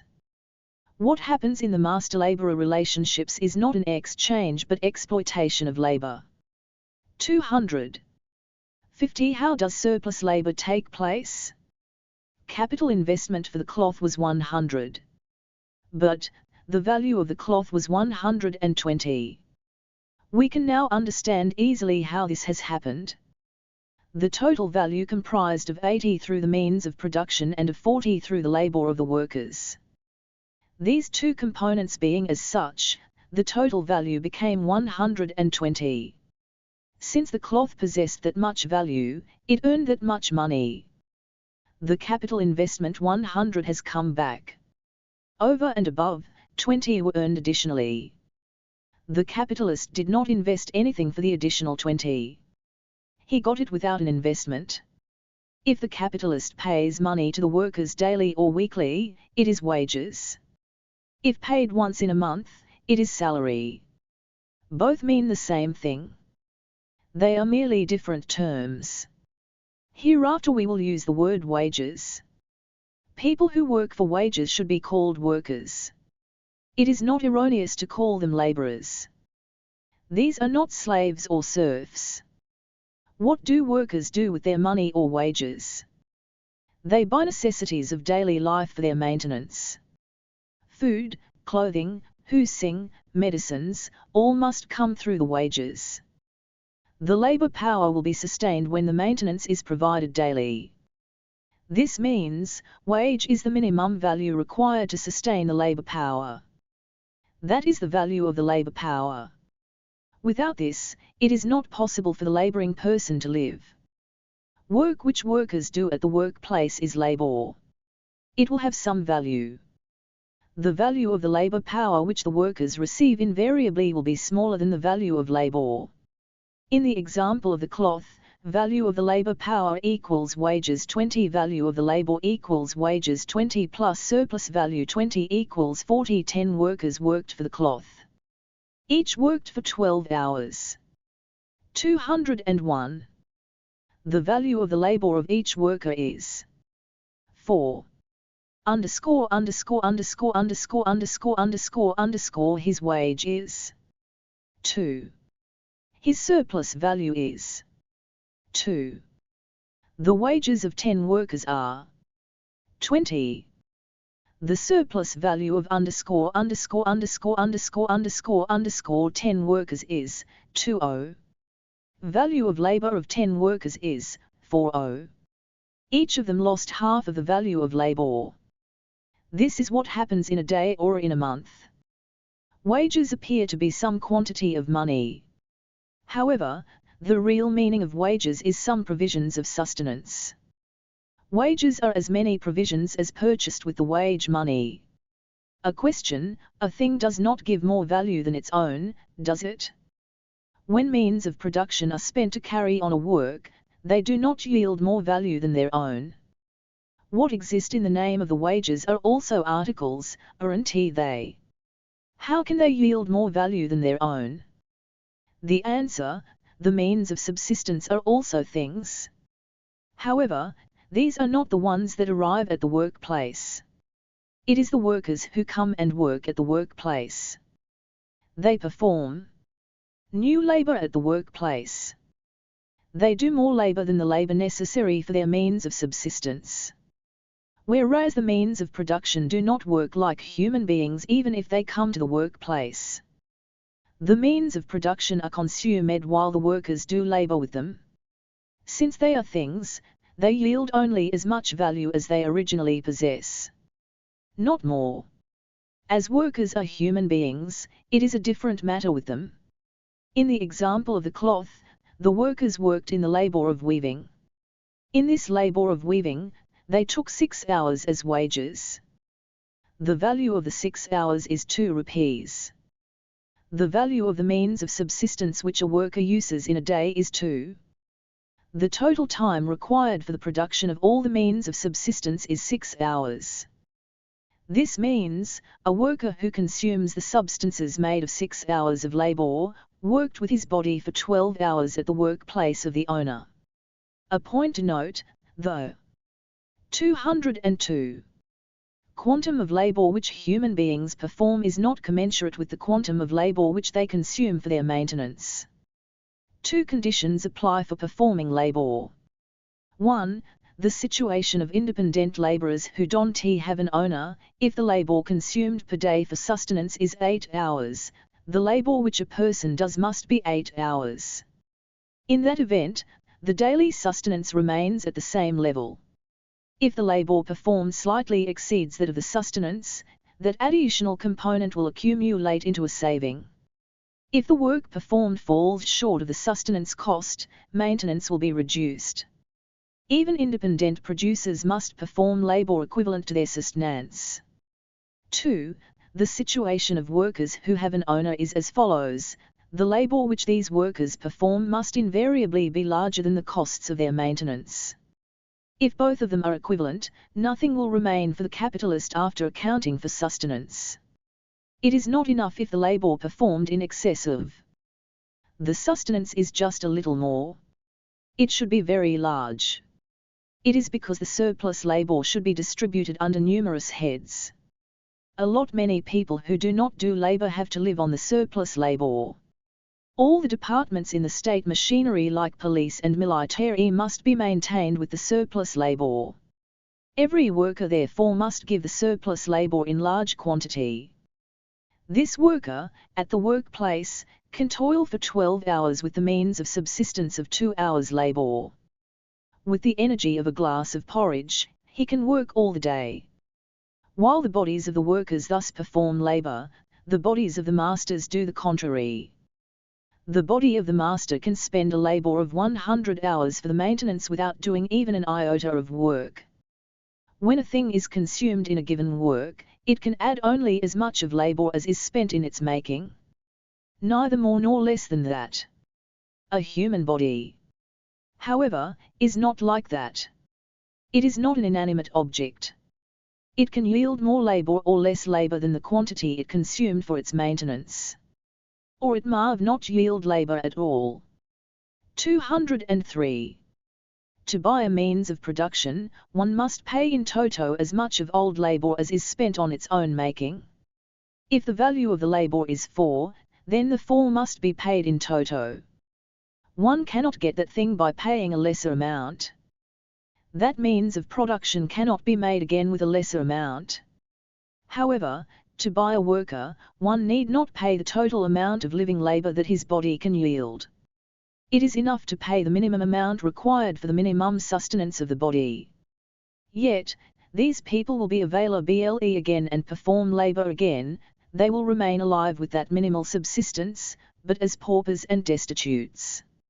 In the example of the cloth, the workers did 12 hours of labor in a day but received only 6 hours of labor as wages. not the remaining 6 hours of labor. The labor they did not receive is the surplus labor. The value of surplus labor is surplus value. It is surplus production. That is the surplus money. It will go to the capitalist. What happens with one capitalist happens with every capitalist. Working class, the class that performs labor. Capitalist class, the class that exploits labor. All this is again the past history. What had happened with the previous masters will happen literally in the same manner here all over again. This is literally exploiting the labor. Here too, it is the working class which maintains the class of owners. Here too, hostile classes. Here too, penury and riches. Here also, the same thing happens which happened in the distant past. Questions and answers 1. What is the difference between an inanimate thing and a human body in giving labor? A thing does not do labor. A human body does labor on its own. When we use a thing in the labor process, it yields only that much labor which went into the making of that thing. But the same is not the case with the human body. There is no connection between the size of the labor which the body consumes for its maintenance and the size of the labor which that body can perform.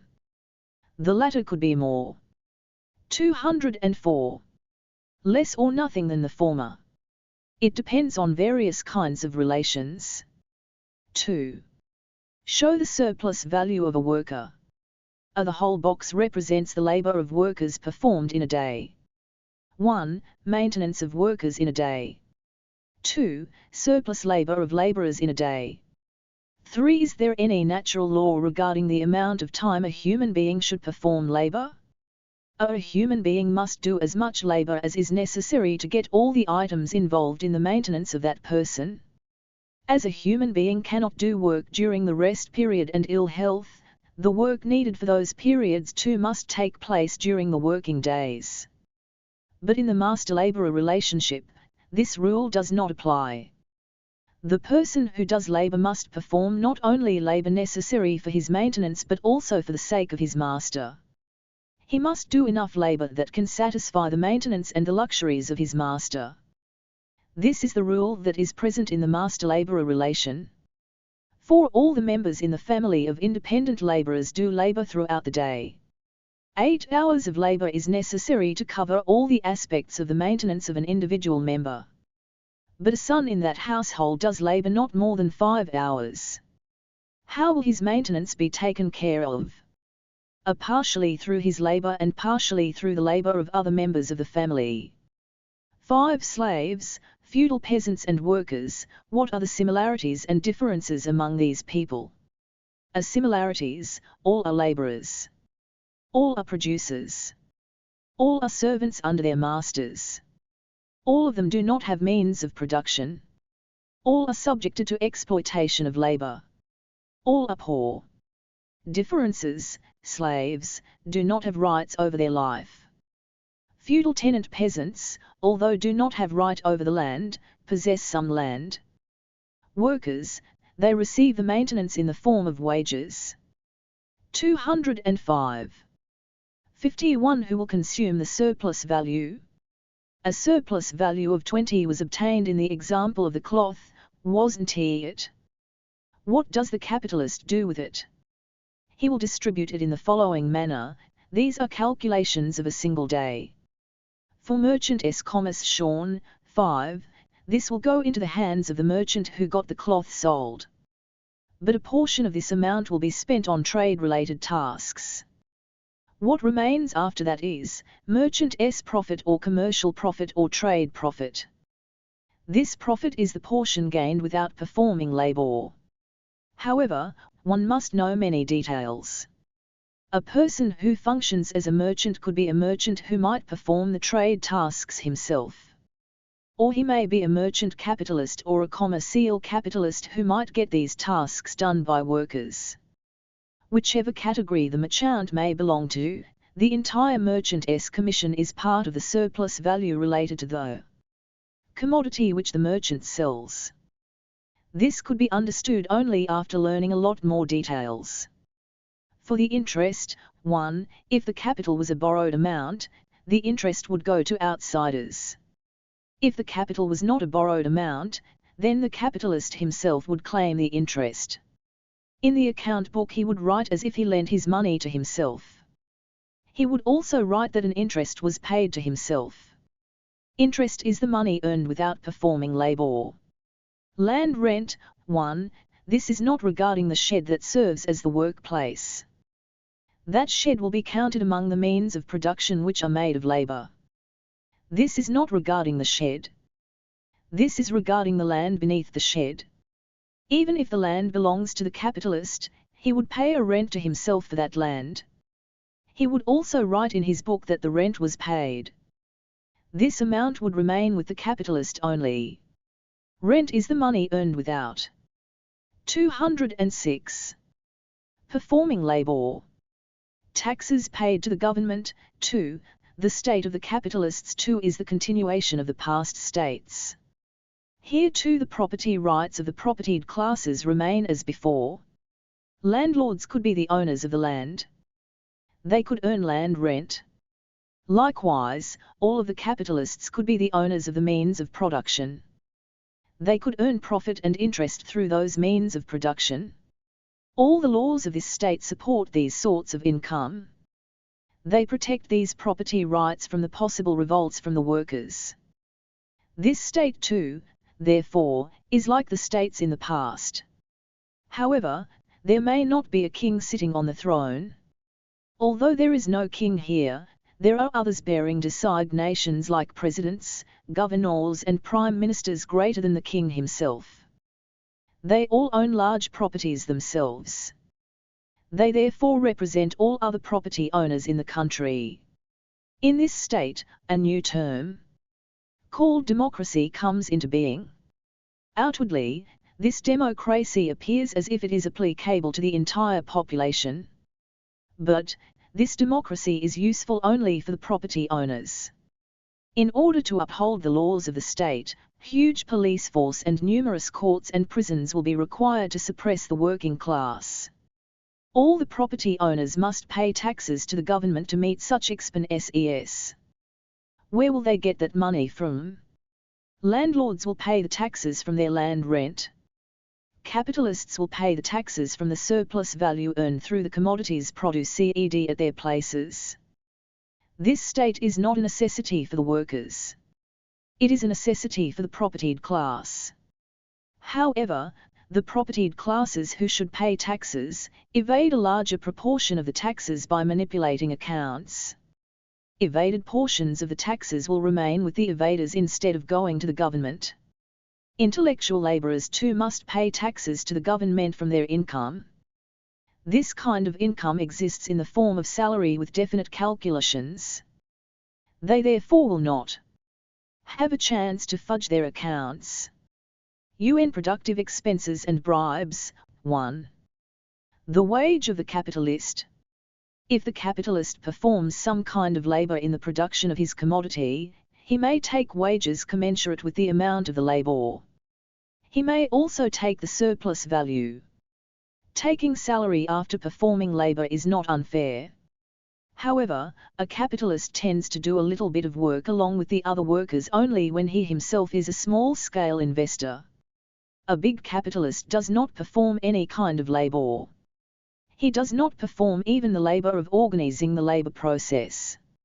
Intellectual laborers would do that work for him. Without performing any kind of labor, the capitalist claims a fat salary. He decides his own salary. Salary taken without performing labor, regardless of whether it is large or small, is taken out of the surplus value of the workers. Industrial profit. 10. This is the last portion left for the capitalist for his investment. 207. Towards setting up the industry. If the capitalist possesses own land and own capital, then the land rent, interest, fat salaries, industrial profit, all will fall into his own enormous bag. The surplus value of the workers 20 in the cloth example will be distributed under so many names and in so many ways. The same thing happens in the case of every commodity. The same thing happens in the case of the entire mass of commodities. To understand that the land rent, interest and profit are the division of the surplus value of the workers in a simpler way, let us look at this in a different way. As an example for all types of divisions of the surplus value, let us consider the interest as an example. The same thing applies to all others. We must examine whether or not the interest is essential for the production of a thing. We must also consider some means of production.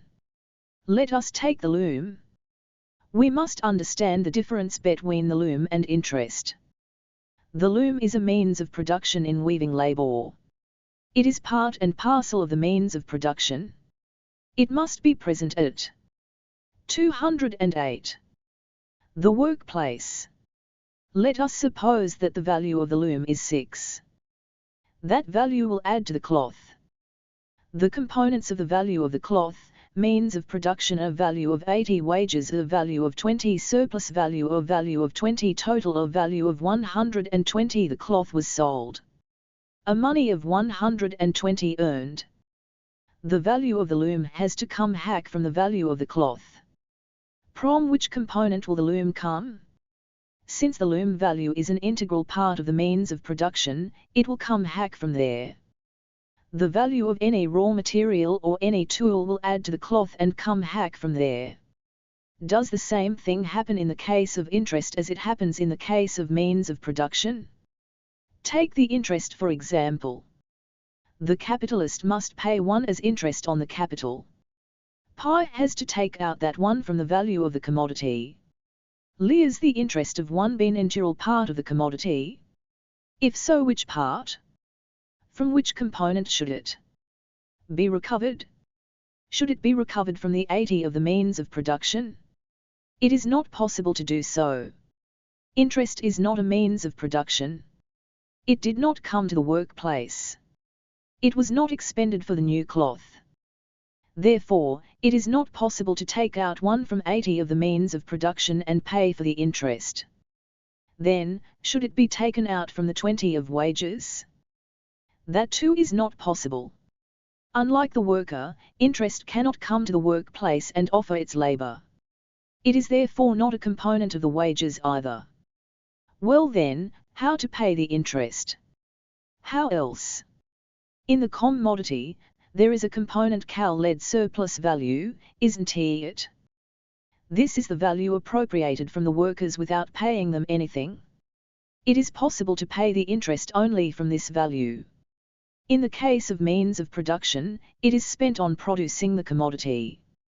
When that commodity is sold, that cost will come back in the form of money. But it is not the same in the case of interest.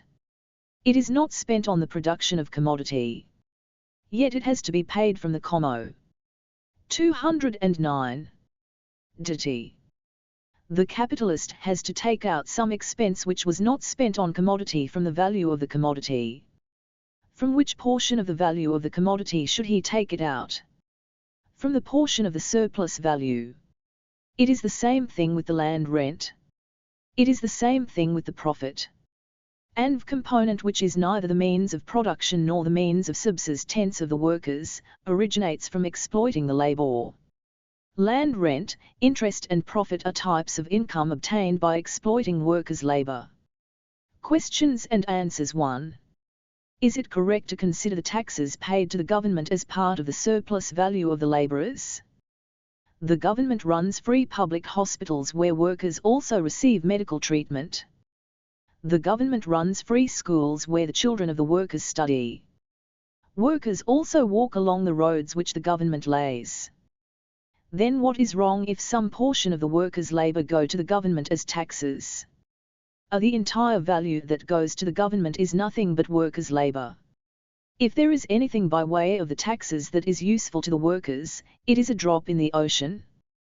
The entire administration which the government runs, using the value of taxes, is to maintain the police, army, courts, prisons and finally gallows. Its administration is meant to suppress the working class. Since that administration is not for the welfare of the workers, the working class need not bear that expenditure by its labor. The entire value of the taxes is part of the surplus value which the working class loses. 2. There are many kinds of artists in human society. Poets, singers, painters, dancers, etc. The government gives many prizes, awards, etc. to such people. It felicitates them by spending a lot of money. It pays for many such expenses from its taxes. To what category do such artists, who receive awards and felicitations, belong? If a singer sings before a gathering and takes some remuneration in return, she has that right. Each and every artist has the right to get some remuneration in return for her labor. However, artists 210. Receiving some value from the tax revenue of the government in the form of awards and felicitations is not something which they get in lieu of their labor. The governments of the exploiting classes maintain the culture of titles, awards and felicitations in order to convert highly intellectual workers and artists into their supporters. They spend some portion of their income on such activities. Such types of income which artists receive from the governments are part of the surplus value of the working class. 3. Are taxes the only source of income for the government? And not simply taxes. The government also runs some industries on its own. Which means, the government is also a capitalist. It also earns surplus value of the workers of the state-run industries. This is also its source of income. 4. How is it justified if the capitalist himself fixes his wage? Does the capitalist want justice? Who is a capitalist? He is the heir of the slave master and landlord. He is the modern man who continues the legacy of the exploitation of labor. The justice of such a capitalist lies on the side of exploitation. In case a capitalist takes less wage, it won't go anywhere. It adds to the profit which goes to him. 5. If workers are allowed to fix their wages for themselves, it doesn't make any difference. Suppose the capitalist pays the wages which the workers fix for themselves. He would add up all the wages and add profit over and above those wages. Then what will happen? Whatever is added will also be part of the total value. He would take some portion of the commodity as profit. Anything that is added over and above the wages is the surplus value of the workers. 6. How to calculate surplus value easily? If we subtract the value of means of production and the value of wages from the money that is secured after selling the commodity, the whole thing that remains is surplus value. We need to calculate surplus value in the total mass of all commodities in the same manner. This is the way by which we can know surplus value anywhere, in the case of a capitalist, in a given branch of production, or even in a country. 211. 52. Surplus labor, surplus value and surplus product, all three are one and the same. They are different forms of the same thing. Surplus labor, let us take a worker working with a master. He works 10 hours every day. He makes a few products. Let us assume that the sustenance he receives from the master per day is a collection of things made of 5 hours of labor. The amount of labor that the worker gets from this labor is necessary labor. That is the labor he ought to perform for his own sustenance. The labor performed over and above this is surplus labor. This is the labor which he won't receive. In this example, surplus labor is 5 hours which goes to the owner. Surplus value, the value of the surplus labor is surplus value. Let us suppose that the value of 10 hours of labor that the worker performed is 10 rupees. Let us also suppose that his wages are 5 rupees. Only when the owner sells worker's labor, we will know the value calculations of the labor. However, it is not possible for the master to sell labor of the worker separately. He has to sell the products which the worker produced. Not only the worker's labor, but also the old labor added through the means of production, is present in that product. Let us suppose that the old labor is 8. Then, the total value of the product actually would be old labor 8 plus new labor 10 equals 18. However, the owner who had the product made would be aware of only the cost of 8 spent on the means of production and the cost of 5 spent on the wages. Both of them together would make 8 plus 5 equals 13. The owner will add some more over and above this expense of 13. Don't I have to pay land rent and the interest? Should I not get some profit as well, he would ask. Through previous sales experience, the owner would know how much. 212. More he could add over and above the expenses of 13. Let us assume that the owner added 5 to the costs of 13. Because there is a surplus labor of 5 in that product, the owner could add 5 more to 13. Finally, the value of the product becomes 13 plus 5 equals 18. When he sells it, he would get money of 18. He would get back 8 of the means of production and 5 of wages. Over and above this, he would also get a surplus value of 5. The value of the surplus labor present in that product is the surplus value. Surplus product, we assume that the surplus value of the worker is 5 rupees. The quantity of the product which has the value of 5 is the surplus product. We must look at this point in a little more detail. The duration of the worker's labor is 10 hours. We have to call the 10-hour period a working day. Let us assume that during those 10 hours, he made 18 things. However, all the 18 things do not constitute his labor alone. A value of 8 originating from the means of production is also present in those things. We must therefore first understand how many of the 18 things represent the old labor and how many represent the new labor. The value of the 18 things is 18 rupees. One thing costs 1 rupee. Since the value of the means of production is 8, that component will receive 8 things. And since the value of the worker's labor is 10, that component will receive 10 things.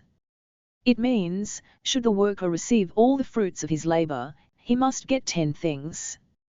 However, this does not happen. He receives only 5 things as wages. The product that he does not receive is surplus product. It consists of 5 things. Its value is 5 rupees. Surplus labor, surplus value and surplus product, all are one and the same. When we speak of labor, we see it in terms of hours. When we speak of value, we see it in terms of money. When we speak of product, we see it in terms of things. The surplus labor which the master gets would be either in the form of some quantity of products or some amount of money. On some occasions, he gets in the form of some work. The surplus labor which the masters got during the times of the slaves and serfs was mainly 213. In the form of surplus product. Since the times of the capitalists, the surplus labor which they get has been in the form of surplus value. Here, in order to simplify our example, we supposed that the worker's wages constituted half of his labor and the surplus labor the other half. Since the period of slavery, however, in real life, the exploitation of labor would have exceeded 99%. Which means, the sustenance that the worker receives would not constitute even 1% of his labor. Without exploitation of this magnitude, the comforts and luxuries which the exploiting classes enjoy without doing any labor and the costs of maintaining the police and the army of the state machinery would be impossible. It is quite simple to isolate these accounts of exploitation in the capitalist system. Questions and answers. 1. A working day is 10 hours. Its value is 10 rupees. Wages 5. The worker produced 18 things. The value of the means of production is 8. Based on these figures, illustrate the following in-line diagrams: surplus labor, surplus value and surplus product. The working day of 10 hours will be divided into 2 halves. Total number of things 18. 8 things go to the share of means of production. The remaining portion that represents the labor of the worker 10 things. These things will be wage as well as surplus produce. The working day of the workers, necessary labor surplus labor 5 hours 5 hours. Wage Rs5 surplus value Rs5 5 hours 5 hours. Items of maintenance surplus things that of the worker 5, go to the master Rs5 0 5 hours 2. Consider the details of the first question. Distribute the 18 things. 214. Which the labourer produced, to the portions of the means of production, wages, and surplus value. How many things each of these portions consists of? A value of the means of production Rs.8. WGE Rs.5. Surplus value Rs.5. The total things which the labourer produced in one working day are 18. The value of one thing is 1 rupee. If we divide 18 things into 3 portions, portion of the means of production wage surplus value 8 things 5 things 5 things. 3. What is the amount of surplus value as per information given in questions 1 and 2? A surplus labor is 4 hours. Surplus product is 5 articles. Surplus value is Rs.5.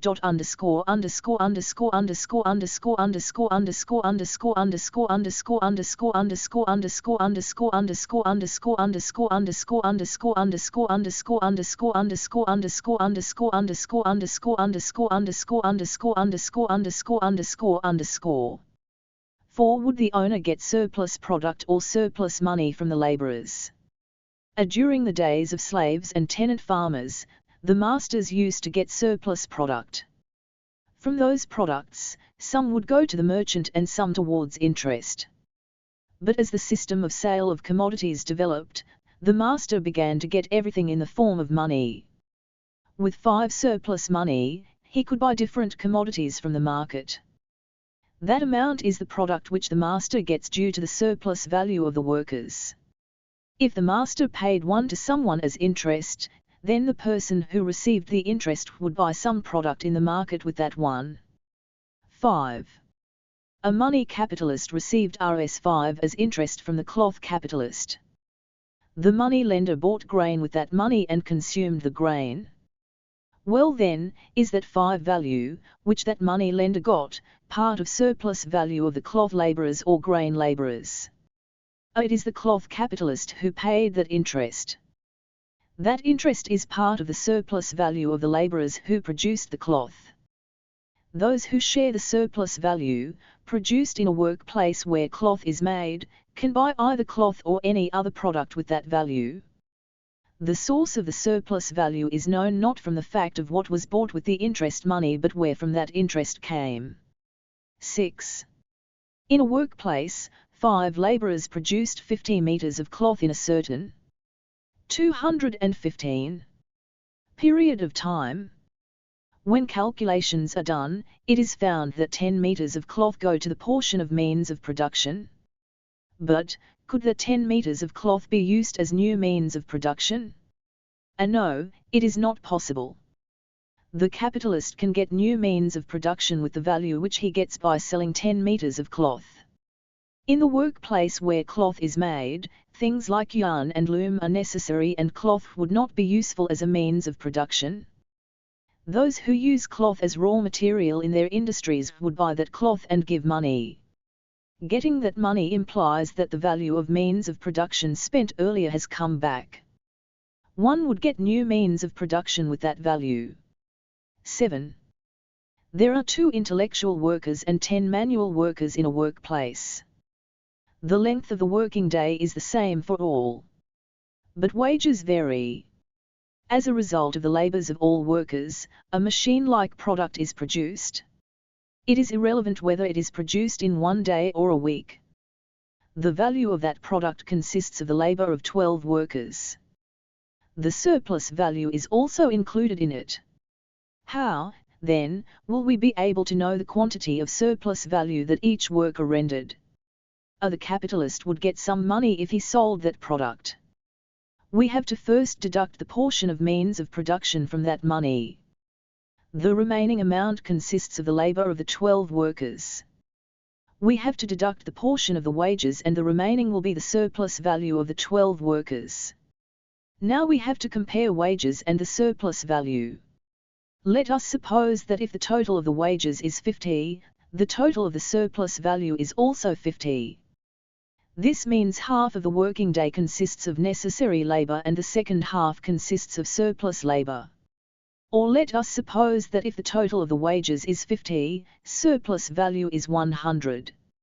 It means, necessary labor consists of one portion while the surplus labor consists of two portions.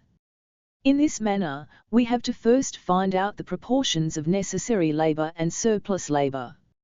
Let us suppose that the ratio is wages minus 1, surplus labor minus 2. This ratio applies to each worker. If the wage of a worker is 4, his surplus value will be 8. If the wage is 6, surplus value will be 12. In this manner, we can find out the surplus value of a given worker. We can do all this very easily. 8. Who decides the wages of the worker himself or the master? The master decides. Even if the worker himself determines and says I, 216, need this much of wage, it does not constitute the value of the labor. This worker is aware of the wages which the other masters pay to their workers and asks the same amount of wage.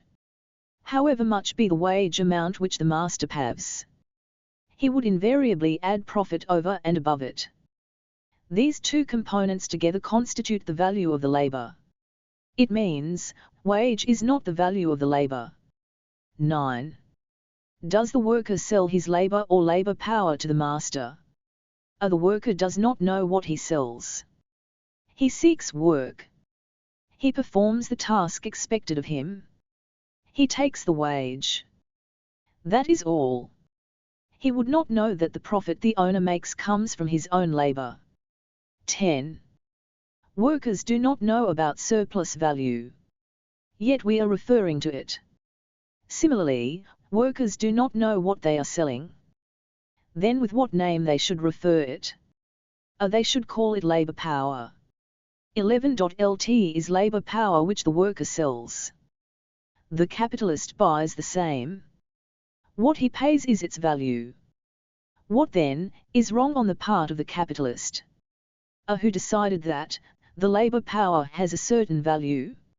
It is the master who decided. Everyone is aware that the people who till the land live on rice water and live in huts. Who decided upon gruel and huts as the value of their labor power? Everyone observes that all the masters live in big mansions, eat varieties of delicious food. Who decided upon so much value for their maintenance? All these decisions were formed as a result of master-worker relations. A person who performs labor must receive the value of his labor. He must get the entire value of his labor. Not merely the value of his labor power. But the laborer is getting so little which makes him live in a hut or a small congested room in a state of semi-starvation and lacking many needs. It is the master who always decides this. The whole thing is wrong. 12. The working day of a laborer is 10 hours. Out of these 10 hours, necessary time is 5 hours. What if the laborer works only for 5 hours and then stops his work? The labor necessary for his maintenance would be over by then, right? But it is a master-laborer relationship, isn't it? The laborer should do labor not only for his own maintenance but also for his master, shouldn't he? The original agreement is that the worker ought to work 217 for 10 hours. Accepting this agreement, the worker takes up the work. The actual fact is that the laborers do not know any of these things. They do the work and receive wages as per the agreement. They do not know more than this. In case the workers do just enough labor necessary for their maintenance, then all the masters have to do labor for their own sake. Then the master-laborer relations will disappear. In fact, it should happen like that. But it won't happen in master-worker relations. 13. If someone says, you are giving all such calculations to suit your argument that surplus value is present in the commodity, but it is not true, what do you say? Why someone? You can also say, show all the calculations to argue that surplus value is not present in the commodity.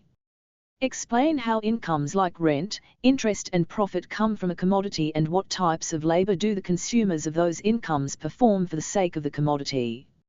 Illustrate with examples how production of cloth will be stopped without the presence of rent, interest and profit, just as it stops if there were no yarn and loom.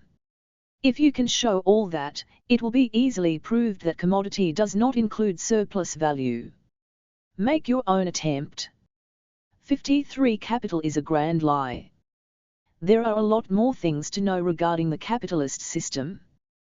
We shall see at least some of them in the subsequent lessons. But, before that, we should disclose 3 secrets here right away. We assume that the capitalist would invest the capital with his own money, don't we? We believe that he would spend his own money for the means of production, that he would pay the wages to the workers with his own money, and that he would take a profit in lieu of his hardship. So do we believe. But, these beliefs are absolute lies. 218. Not even a single one of these assumptions is true. If we understand these matters properly, the entire economics would be clear. The value of any product which the capitalist gets done consists of 3 portions. The value of the cloth equals means of production 80 plus wages. 20 plus surplus value 20 equals 120. The 3 aspects are 3 secrets. The first secret among these, the third portion, the surplus value, doesn't belong to the capitalist. This is one secret. We have already seen this. That is not all, even the first 2 portions too do not belong to the capitalist. The issue of the wage is another secret. We assume that indeed the capitalist pays nothing towards the surplus value but would pay his own money towards the wages every time. However, this assumption is completely erroneous. The value paid as wages doesn't belong to the capitalist. It is a part of the value of the worker's labor only. Let us see payment of wages 3 times consecutively. The capitalist initially carried 20 rupees in his pocket to pay wages. It is a different matter whether that 20 money had come due to the labor of the capitalist or some interest or rent. Owing to this, there won't be any change in the subsequent happenings. On a certain day, in a workplace, the workers did a labor of 40 and produced commodities. The capitalist took out the 20 from his pocket and gave it to the workers as wages. The workers left for the day. The capitalist sold off the commodity. The entire value of the commodity has come into the hands of the capitalist. The value of the worker's labor in that total value is 40. We have to view this 40 as 2 portions. 20 of wages plus 20 of surplus value. Here, 20 of surplus value is not necessary. It is obvious that it is the value which the capitalist got without paying wages for it. Here we need to examine wages only. The capitalist set aside the wage 20 from the 40 which he got as the value of the labor of the workers and kept it in the 219 pocket in order to pay wages again. It means, the money which the capitalist initially paid as wages has come back to him. The value which he gave has come back. It has not gone anywhere. Although the money of the capitalist returned to him, it seemed as if he paid the wages of the workers with his own money. Where did the 20 that the capitalist paid as wages to the workers come from? It is part of the necessary labor which the workers did. In other words, it is part of the 40 that constitutes the value of the labor of the workers. Their wages are part of their labor. The workers returned to work. They did 40 labor again to produce similar commodity like the day before. The capitalist took out 20 from his pocket and paid the wages. The workers left. Then, the capitalist sold off the new commodity. The labor of the workers 40 returned into his hands as money. From that money, once again he kept aside 20 in his pocket to pay the wages again. That means, the money the capitalist paid as wages second time did not go anywhere. It came back to him. The capitalist's money returned to the capitalist. Nevertheless, it appeared as if he paid the wages with his own money. Where did the workers receive their wages from? From the 40 of the labor which they did second time. They got their wages from their labor. The workers returned to work again. They produced again the same kind of commodity which they did in the previous days with a labor of 40. The capitalist took out 20 from his pocket and paid the wages for the third time. The workers left. Then the capitalist sold the new commodity. The labor 40 of the workers came into the hands of the capitalist as money. He set aside 20 out of 40 and kept it in his pocket for paying wages next time. It means, the money 20 which he paid as wages third time has not gone anywhere. It has come back to the capitalist only. The value which he gave has come back. Although the money of the wages returned to the capitalist, it appears as if he paid the wages with his own money. If we see the issue of wages from the side of the workers, they want to get wages every time for the work that they did once. 220. They would get wages again only if they do labor again. They would get second wages if they work for the second time. Third wages if they work for the third time. Each time, they get some part of the labor as wages. If we see the issue of wages from the side of the capitalist, if he puts 20 money in his pocket only once, it is enough. Every time, he does not need fresh money. He can pay the same money again and again and again as wages from the money he gave in the first instance. This is how it is possible, if a person gives some value to others, he can take back the same amount of value in return.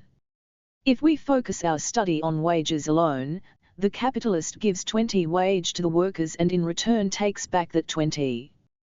He would not use that returned money for his domestic needs. Whereas the workers, they would use up the wage money for their maintenance. But the capitalist, when he gets back the wage money, he would keep that money in order to pay wages again next time. If the capitalist would not use that money, how would his domestic needs be fulfilled? The money that went as wages would bring along with it some surplus value when it returns, right? He would use it. The capitalist sends the wage money into the sphere of production with an intention to get surplus value. It would bring surplus like that. The capitalist, while consuming the surplus value, makes use of the wage money to owe wages. Whenever it goes there, each time, it will get the surplus value along with it. If the capitalist uses up the wage money for the maintenance, how would he earn surplus value? Here we have to recall the exchanges that take place between independent producers. While exchanges take place between them, every time values on both the sides get consumed. If Sanjay, the potter, gives the pot and takes the shoes, it amounts to the fact that he got back his value. It would be an exchange of equal values. He would use the article which he got in the exchange. Myra, the shoemaker, also uses the pot which he got in return for the shoes. If they get money through an exchange, they would buy some article with 221. That money and use it. In the case of both persons, their labor is consumed every time. No one would get more value than what they gave. If they do not use or retain an article or money which they got through an exchange, it is not possible for them to survive. If the potter Sanjay needs another article after an exchange, he ought to do more labor, give another article or money, get the needed article and use it. Persons of both the sides in an exchange would live only if they produce articles with their own labor, exchange them and use the values thus obtained. But what happens in the case of the capitalist? If we confine ourselves to wages, it appears like an exchange. As if an exchange took place between 20 wages which the capitalist paid and the 20 necessary labor which the workers gave. But it is meaningless to separate necessary labor alone from the total labor of the worker and see that an exchange has taken place with it. It is not an exchange that happens between the wages which the capitalist pays and the total labor which he takes from the workers. If the capitalist pays 20 towards wages and takes 40 from the workers, and if this happens daily, it cannot be an exchange. Wage is a means that grabs surplus value. Paying wages and getting back that money are technical steps intended to earn surplus value. In plain words, the whole thing is a big drama. The story of the wages would happen again and again and again the same way even if we watch several hundreds of times. With a money figure of just 20. The capitalist could owe the wages hundreds of times over and over again. He does not need new money each and every time. His 20 money will come into his pocket again and again. If that capitalist sells the entire commodity and closes that industry, the 20 money which he paid as wages in the past would now remain in his hands. As the new commodity is not present, he need not pay that 20 as new wages. Which means, he never spent that 20 money at all. Well, what is it that he paid as wages all these days? 20 out of 40 labor which the workers put. 222. In every time is wages. We need to understand that what happens between the capitalist and the workers is not an exchange. Another example, suppose that an independent producer saved some money from his own labor and started an industry with his own money. Let us also suppose that he paid 20 as wages to the workers from the money he earned through his own labor. Workers do labor. Commodity would be ready. When it is sold, the money he invested will come back. That money includes 20 wages also. Getting back the value spent on wages is the right thing. The independent producer who turned into a capitalist would not use the value of those wages for his personal needs. He keeps it as it is and uses surplus value only. He uses wage money again and again for wages only. It means, whether the source of money paid as wages is the self-labor of the capitalist or exploitation of others' labor, both are the same. Whatever be the origin of that money, once it assumed the form of wages, it would come back accompanied by surplus value every time. If the industry ceases to function, it would finally remain in the hands of the capitalist. If we look at this example of wages from a different perspective, we can understand the actual secret more easily. After the workers completed the work, the capitalist would not pay the wages on a daily basis. He would pay the wages on a weekly or monthly basis. He would have sold off the commodities, which the workers produced, prior to paying the wages. He would pay wages from the money earned after selling the commodity. This is what actually happens. On a certain day, the workers have performed a labor of 40 in a day. The capitalist has not paid the wages immediately. The workers have left for the day. The capitalist has sold away the commodities. The capitalist received the workers' labor of 40 as money. He took out 20 from this money and offered it to the workers later. Here is your wage of last week. As the capitalist pays the wages from the money he got after selling the commodities, it is quite clear here that the wage is a part of the worker's labor. It is the same whether the 223 wages are paid before selling the commodity or after. The wage money is not that of the capitalist. It is not the labor of the capitalist. The amount of wages could be 200 or 2,000, if not 20. It is immaterial how much is that amount. Whatever be the amount of that money, it is not. Now, the secret of the. In the example of the cloth, the value of the means of production is 80. Outwardly, it appears that the capitalist bought the means of production with his own money. How did the capitalist get that 80 money which he invested on the means of production? To answer this, first we need to examine one particular aspect of the question. The capitalist gets some amount of industrial profit every day. In the example of the cloth, that profit is 12. From this amount, the capitalist spends some portion on his family and add the remaining portion to the capital. If a part of the profit of a year is added to the capital would increase. It will become 500 after some time and 800 later. This way, a part of something which is taken out of the capitalist's labor and paid. It is unimaginable ignorance to presume that the capitalist would pay the workers' wages every time with his own money.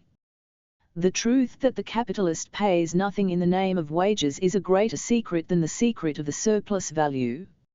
Means of production. Surplus value is always added to the old capital. It means, the investment of 80, which the capitalist placed initially on the means of the production, is also something that comes from the surplus value of the past laborers and keeps growing.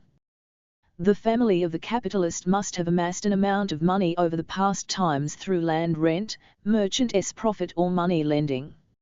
Regardless of the source of that money, it belongs to the past workers, not to the capitalist's family. If any person does labor, the value that he gets in return for his labor would be spent on his maintenance.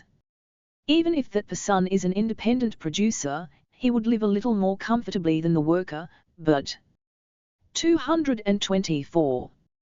He cannot accumulate huge amounts of money that he could invest as capital. It is impossible to invest capital with one's own labor. Properties and capital are accumulated only by means of money secured through exploitation of labor of others. Let us suppose that a capitalist borrowed that money of 80 required for the means of production. How did the money lender get that money? Only through exploitation of labor in one way or the other. And one that keeps growing gradually by some means of exploitation of labor. When the surplus value belongs to the laborers, the mass of means of production that originates from it also belongs to the laborers. This is also a big secret. What, then, is the final conclusion about capital? No part of the value of the commodity includes the labor of the capitalist. If we consider the cloth made in a day, the surplus value of 20 present in the value of the cloth doesn't belong to the capitalist. Wages 20 doesn't belong to the capitalist. The 80 of the means of production doesn't belong to the capitalist. On the whole, the product doesn't belong to the capitalist. This is the case with all other products. All the means of production which constitute the property of the capitalists have been formed due to the surplus values of the laborers of the past and present. The means of production which form in the subsequent period of time to grow out of the surplus value only. It means, the properties of the capitalists do not belong to their fathers and grandfathers but to the parents, grandparents and great-grandparents of the laborers. The three components embedded in the value of the commodity commissioned by the capitalist constitute three secrets. It is a magnificent lie to say that capital belongs to the capitalist. 225. 54. Who will get profit? Capital or capitalist? Capitalist intellectuals say, if capital is invested, it should get profit. As if it is the capital which gets profit. But, it is not the capital but the capitalist who gets the profit. What does capital mean? Means of production and means of subsistence of the laborers. The two constitute capital. To produce an article, two things have to be spent, some means of production, some new labor. Those who use that article ought to do the entire labor again, otherwise that article won't be there again. Those who buy that article ought to pay its entire value. Then that article will be produced with that value. If the article is produced and sold by the capitalist, its whole value goes to the capitalist. A portion of that value is profit. Why that profit? If that profit is not secured, 1t the article be produced again. To make clothes weighing a ton, a pair of scissors having a value of 10 is totally used up and worn out. The value of a scissors is 10. It is wholly worn out. A value of 10, but not more than that, would come to that commodity from that scissors.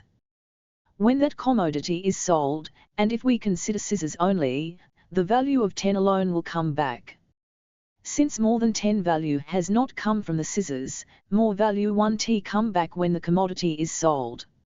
If more than 10 value has come to a commodity which was made by means of a scissors having 10 value, the scissors has nothing to do with it. To procure a new scissors, that additional value is not necessary. It would be reproduced with the old value. It means, in order to get a new scissors it is enough if the value of the old scissors comes back. In the making of a new scissors more value than the old one does not add up. If we 226 consider the extra value secured from a commodity is profit, the scissors does not need that profit. It does not embody profit. It does not use profit for its own sake. Same is the case with any means of production. Even if more value than its original value does not add to the means of production, there won't be any problem for making it again. It means, the profit that comes from a commodity is not for the sake of means of production. Means of production do not need profit. Let us suppose that out of 100 capital, a portion of 80 is means of production and 20 is the maintenance of the workers. After the commodity is produced, if an extra value of 20 is secured along with the originally invested capital of 100, that extra value is not either due to the means of production or the maintenance of the laborers.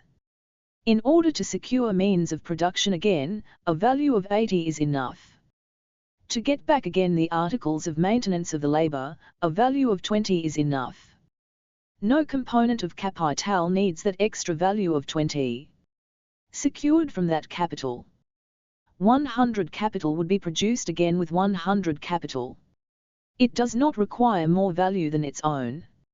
It means that profit obtained by means of capital is not for the capital.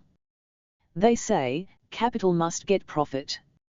Profit ought to come not for the sake of capital, capital does not require profit.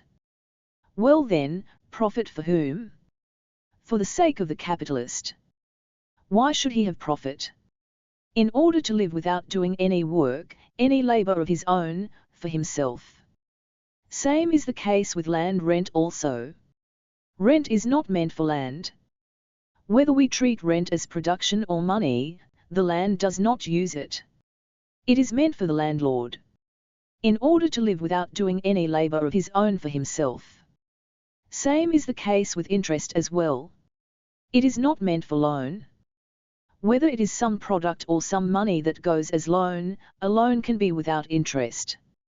When borrowed product or money is returned, the returned value will come back. Interest is not necessary in order to get back that value. Loan has no need for interest but it is needed for the money. 227. Lending capitalist. In order to live on interest without doing any labor of his own. If we don't understand properly the hypocrisy of these principles, capital must get profit. Land must get rent. Loan must get interest. We can understand the labor relations that exist among human beings in society.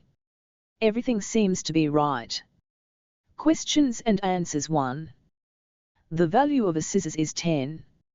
It was completely worn out while being used in making some commodity. By the time we purchased another scissors, its price increased to 12. If we get back only 10 from the old scissors, how can we get a new scissors with that value? The price of the old scissors is 10. It has been spent. We get back only 10 from the sale of the commodity.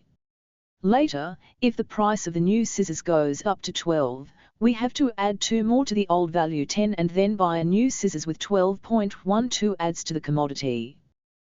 The same 12 would come back. With the 12 so returned, we get again a new scissors. If the prices of the means of production rise, the increased prices would be taken into account, or if the prices fall, the fallen prices would be taken into account.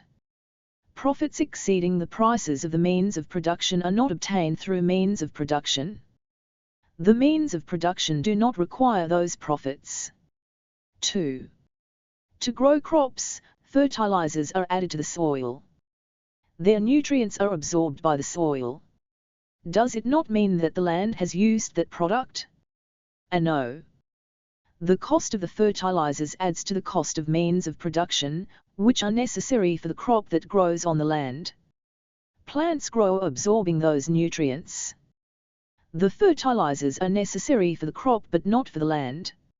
It is the same case even if we till the land. 3. Who will lend loan without interest? No one needs to lend. Interest has become a necessity due to the existence of exploitative labor relations among people. We should not question, who will lend a loan without interest? We should question, is interest necessary in order to produce? 228. Something. It becomes evident that it is not necessary. Well then, we get another question, why the system of interest is in existence. We then arrive at the answer, so that the money lender could live without doing any labor of his own. We should also question further, how did these lenders get that money in the first place? 4.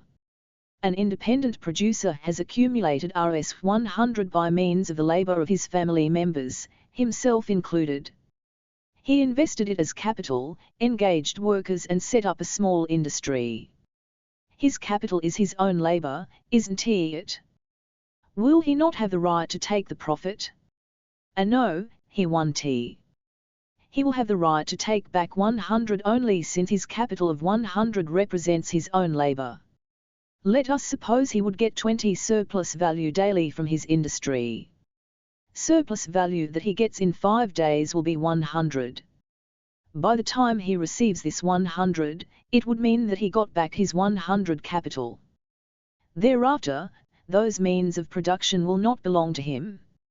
Since the capital of 100 in this example represents the labor of an independent producer, he has the right to take back that value. But, if it were the capital of a person who did not do any labor of his own, he would not have any right to take that value. 5. Does the capitalist pay wages to workers first, or do the workers perform labor for the capitalist first? Workers give their labor first. However, whether the workers give their labor first or later, both mean the same as far as the calculation of value is concerned. If the capitalist has to pay wages before the workers started the work, he has to carry the money of wages in his pocket. Instead, if he could pay wages after selling the commodity, he need not keep the money meant for wages in his pocket. 6. The value of an article is 12. Old labor is 8. New labor is 4. Let us suppose that surplus labor is 2 in the new labor. Will the article be produced if this surplus labor 2 was not performed? The question should not be framed like that. The question should not be, will the article in this example be produced if 2 surplus labor is not performed? The question should be, will the article be produced if the total labor of 12 is not present? If it is the article of an independent producer and if he uses 4 for his. 229. Maintenance during the time when new labor of 4 is performed, then it means that the article has been produced without surplus labor. Or, if his maintenance is 3, surplus labor will be 1. The value of the article is 12. If the same article is produced in the context of master-labor relationship, then also a new labor of 4 would be performed. Hence, the value of that article would be 12. How much of this new labor goes as surplus labor is something that is calculated later. 7. Now we know that money is means of exchange. Well, then, what do black money and black market mean? A money that is not shown in the accounts is black money. Black market means selling things secretly at prices higher than those fixed by the government. Each and every capitalist ought to show correctly his accounts related to the commodities produced in his industry and also accounts related to his income tax, right? But they won't show like that. At every step they show false and fraudulent accounts. Finally, they show their net income as very little. They evade large parts of the income tax which they ought to pay. Money gets saved without paying taxes by means of false accounts. While selling commodities, sometimes they hoard the commodities, create fear of non-availability of the goods and then take out the hoarded commodities and sell them at higher prices. Of course, it is not always possible.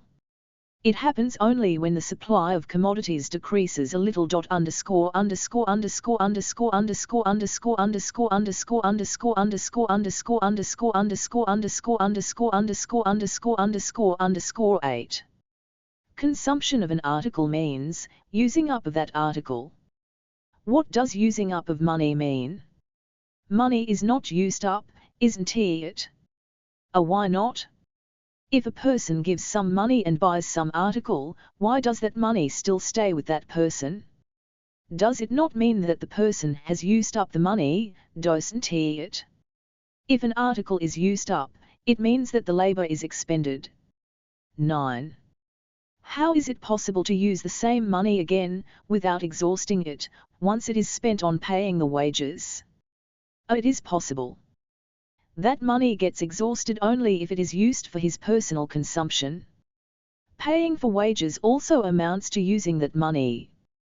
But it will come back again. If he pays wages again, it is spent again. But it will come back again. If the capitalist uses that money always for wages alone and not for other needs, it keeps coming back. 230. 55. The land rent has become two parts. There is a landlord called Yijikondalu. Do not ask where. Such landlords are everywhere in the world. He has 1,000 acres of land in his possession. He rented it out to the families of 100 farmers. The land rent system has been in practice since the times of his ancestors.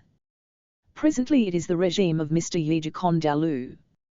By now, a few industrial capitalists like Shayapathy who amassed huge quantities of money have emerged. One fine day, Shayapathy called upon Yijikondalu. Look, landlord. You have 1,000 acres of land. You rent it out to 100 families. You are facing a lot of trouble as they don't pay the rent on time. Listen to me. You rent out all the land to me. I will pay the rent to you on this land, he said. The landlord was surprised. How will you pay the rent? Those peasants toil en masse. What will you do alone, he said. Well, that is where we differ from each other in being smart. If I take over the land, don't they lose it too? Then they will approach me for work. They will toil on the land the same way as they do presently. From then onwards, they will not be your peasants, they will be my labourers, explained Shayapathy majestically. The landlord was astonished again. Of course. A good idea. I am facing intolerable trouble in collecting rent from all these folks. Every year they evade half the rent. You have come up with a brilliant plan. Anyway, you capitalists are much smarter than we folks, aren't you? We will do as you said. The landlord consented happily. Shayapathy said again. How? 231. Ever, there is one thing. How much rent do your farmers pay you? I will not pay that much. They are paying you all the earnings other than what is needed for their own subsistence.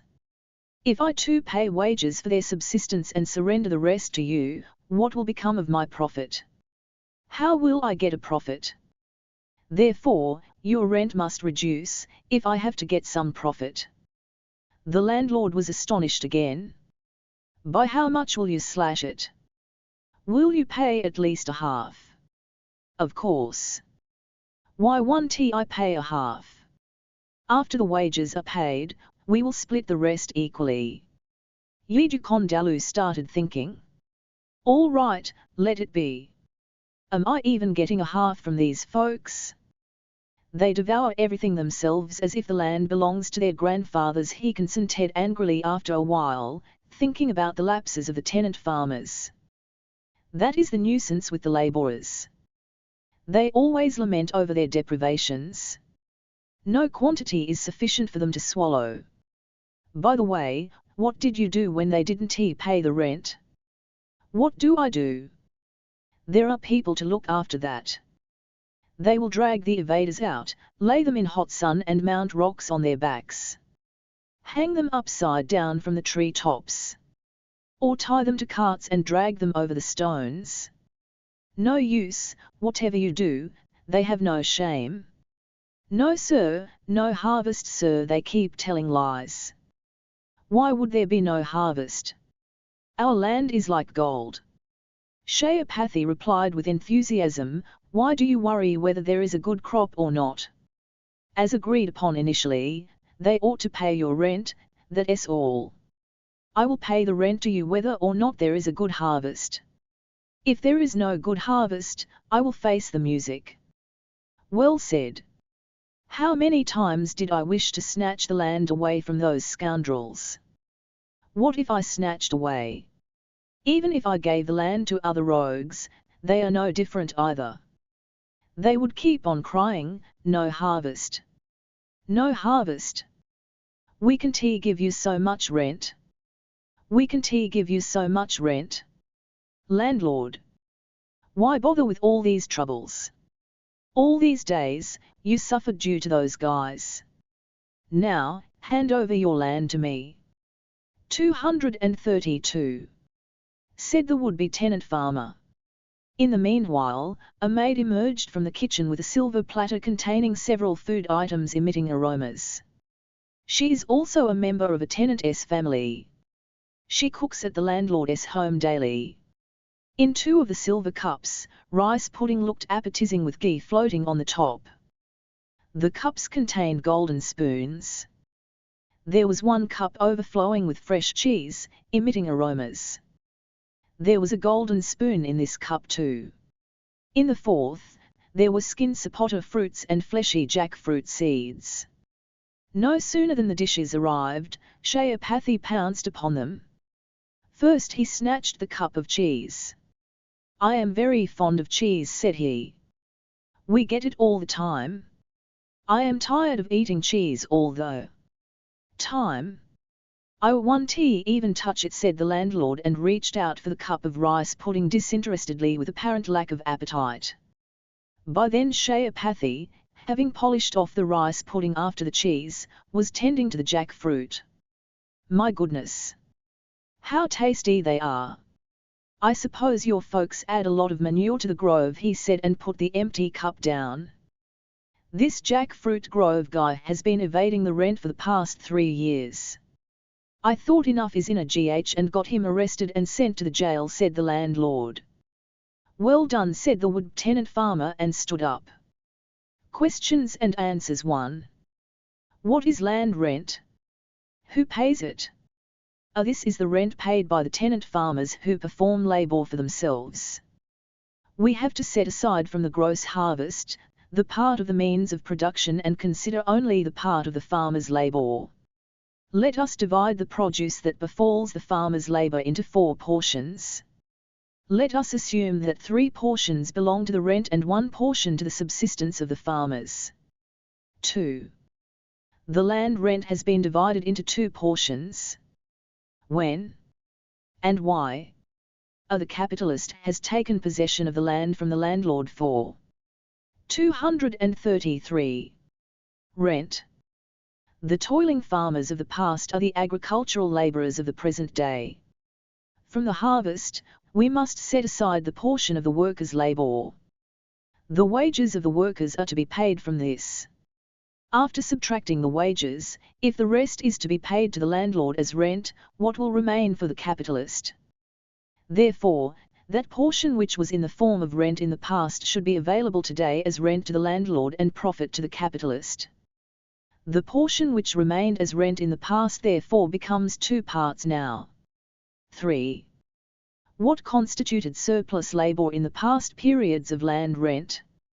What constitutes surplus labor in the days of the capitalist rent? In the past, the land rent which the landlord received was the farmer's surplus labor. After the emergence of the capitalist farmer, land rent for the landlord and profit for the agricultural capital together constituted the surplus labor of the agricultural laborers. 4. If the landlord pays interest, what does that constitute? If the toiling farmers pay the rent, and if the capitalist farmer pays the rent, whether it is interest or any amount given to the trader or any other expenses which the landlord pays for, the source for all these expenses is the rent that he gets. If the capitalist tenant farmer has to pay interest, he has to pay it from the profit which he gets. If he need not pay interest, it is a saving for him. If the laboring peasants have to pay interest, they have to do so from the portion of their subsistence because of which their maintenance reduces. Neither the landlord nor the capitalist would incur any loss due to payment of interest as the laborers would. 5. If the landlord takes back his land from the farmers and gives it to the capitalist farmer, the rent collected thus far will shrink, 1t it. How would the landlord consent for it? When it happens, it does not happen in such a way that those classes would understand it with clarity. A change of this sort happens over a period of hundreds of years, not in 1 or 2 years. A few generations will pass away by the time the smallest change in the labor relations takes place. The landlord's family would not know that the land rent would decrease if the land is given out to the capitalist farmer. This is because the harvests of the past and harvests in the capitalist agriculture would not be in the same quantities. Let us suppose that the portion of the labor of the peasants in the past was 234. 100 bags of grain. The rent would constitute 75 bags out of this, which would amount to 75%. Let us suppose further that the harvest under the capitalist agriculture was 200 bags with the same quantity of labor and from the same land. Let us also suppose that the rent constituted 80 bags out of this. A rent of 80 out of the harvest of 200 is 40%. It means, the rent earned out of the capitalist harvest is significantly less than that of the past harvest. However, while the rent of the past times remains 75 bags, the rent of the capitalist production constituted of 80 bags, and therefore, it appears as if the capitalist rent is more. All these changes and calculations take place without the knowledge of the landlord, the capitalist or the agricultural workers. All this knowledge has been acquired as a result of understanding the phenomenon of exploitation of labor and the related logic. 6. Let us suppose that a tenant farmer who works himself employs a couple of laborers out of necessity.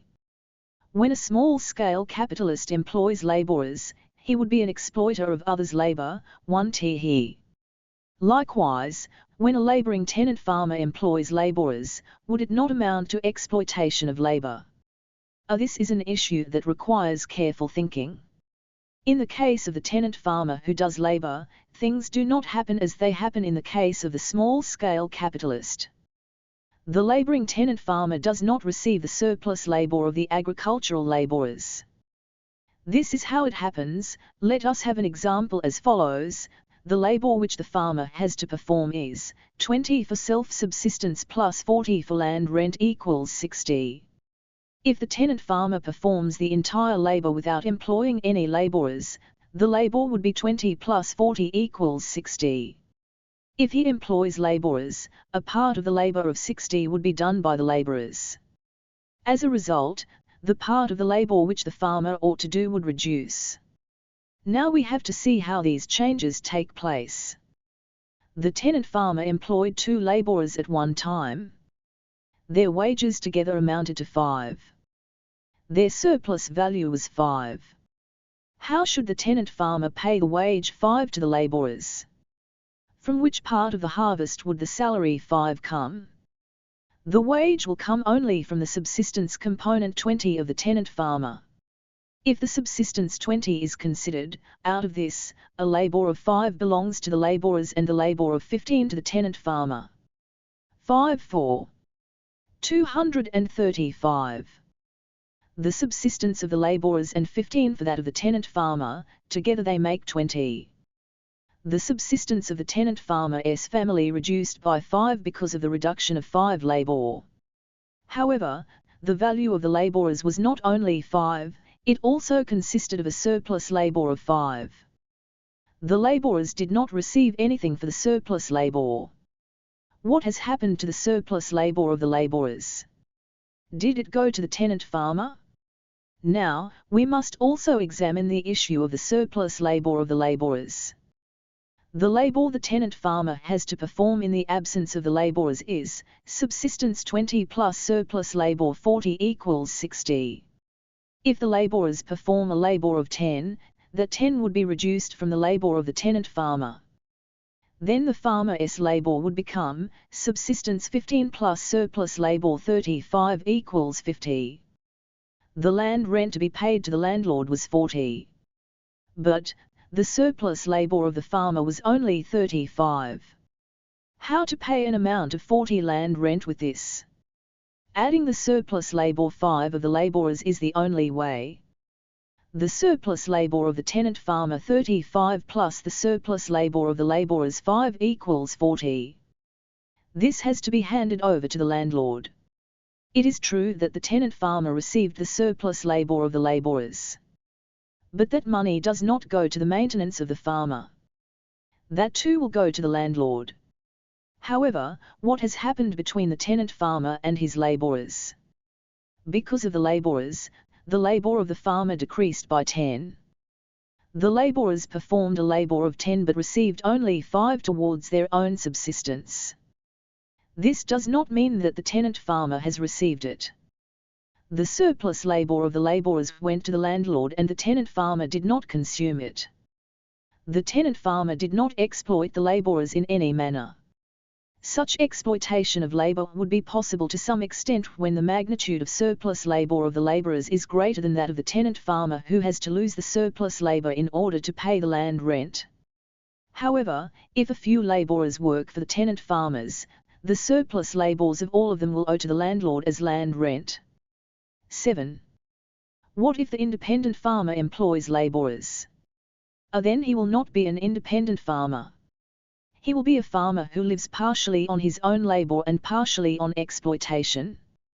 Since he need not pay the rent, the surplus labour of the labourers would go to him. W. 236. 56. The tenant farmer who is unaware of labour. While a few words were being exchanged between the landlord who was unaware of labour and the tenant farmer who was unrelated to labour, human history has taken a few steps forward. Everyone's life has trodden new paths.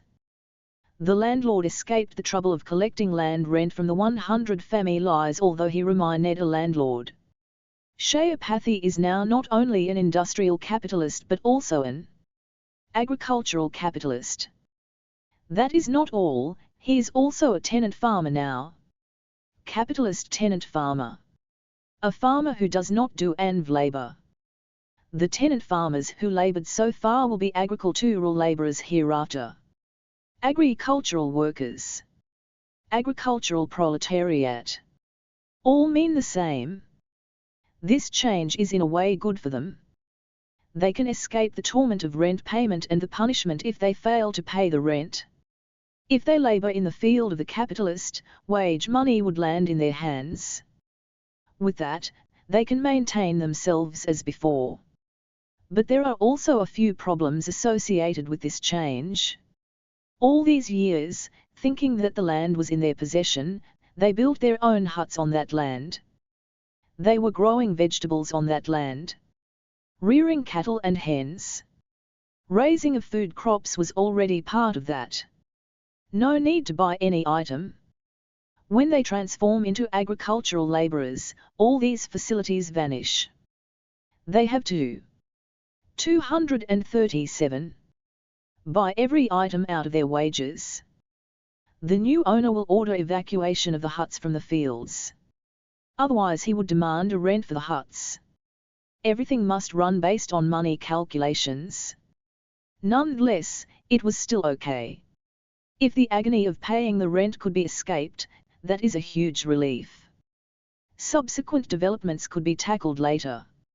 In the past, transformation of the slaves into tenant farmers was progress for the slaves.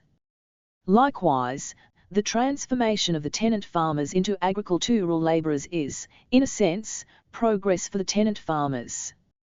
However, real or complete progress would be possible only when they get rid of exploitation of labor. Only when they free themselves from the clutches of masterhood. However, such progress is far off. However distant it may be, this journey is toward that goal. This journey started when the slaves raised their heads. All these are stages in that journey. One must pass through all these stages. Shayapathy, a tenant farmer who does not perform labor, converted the toiling feudal tenant farmers into his laborers. From then on, it is the same old story. In agriculture, the laborers do all kinds of labor. Crops grow. The capitalist would retain whatever is needed for his family and sell the remaining produce. He would get money. He would get back his capital. Surplus value would emerge. He would pay the land rent out of this. If necessary, he would pay the interest. He would drop the balance amount into his kitty in the name of agricultural profit. In the early days of the industry, the capitalists found it hard to find the laborers. Only those who gave up the land due to their inability to pay the land rent were available for such tasks. A few others who possessed tiny stretches of land also showed up for the industrial jobs in the hope of earning money wages. These few people could not satisfy the needs of the capitalists. But once the capitalists took the possession of the land for rent, the problem of the laborers has been solved. All those who lost their lands were available as laborers for the industries on the one hand and the agriculture on the other. 238. As the matters continued like this for a few years, a revelation came over Yijikondalu the landlord, that he himself could have cultivation done on his own land. Why should he give away his own land to Shayapathy? He could keep his own laborers and have the cultivation done. If he does so, he himself would get the agricultural profit which otherwise goes to Shayapathy, wouldn't he? He thought along those lines. Later, the same thing happened. The landlord started self-cultivation. This does not mean that he would himself do labor. He would not move a twig from here to there. He won't do any labor. Laborers alone would do all kinds of labor. Crops grow. After paying the wages to the laborers, the entire balance of amount goes to the landlord. However, he would take the income under two different heads. For being the landlord, he would claim the land rent. And for having invested the capital on agriculture, he would claim the agricultural profit on that pretext. He would believe that he was getting these incomes very rightfully under these two heads. Gradually the landlord's armors said money and became industrial capitalists. The industrial capitalists piled up money, bought land and became landlords. A few small-scale capitalists initially worked along with their workers. Some of them abandoned work completely and became big capitalists. Some of the small-scale merchants became merchant capitalists. Money lenders became money-lending capitalists. A handful of intellectual workers gave up proletarian way of living and grew into capitalists. In due course, they grew and joined the antagonistic class that exploits the labor of others. However, 99% of the working class population is always workers. They have been servants of the hostile classes for generations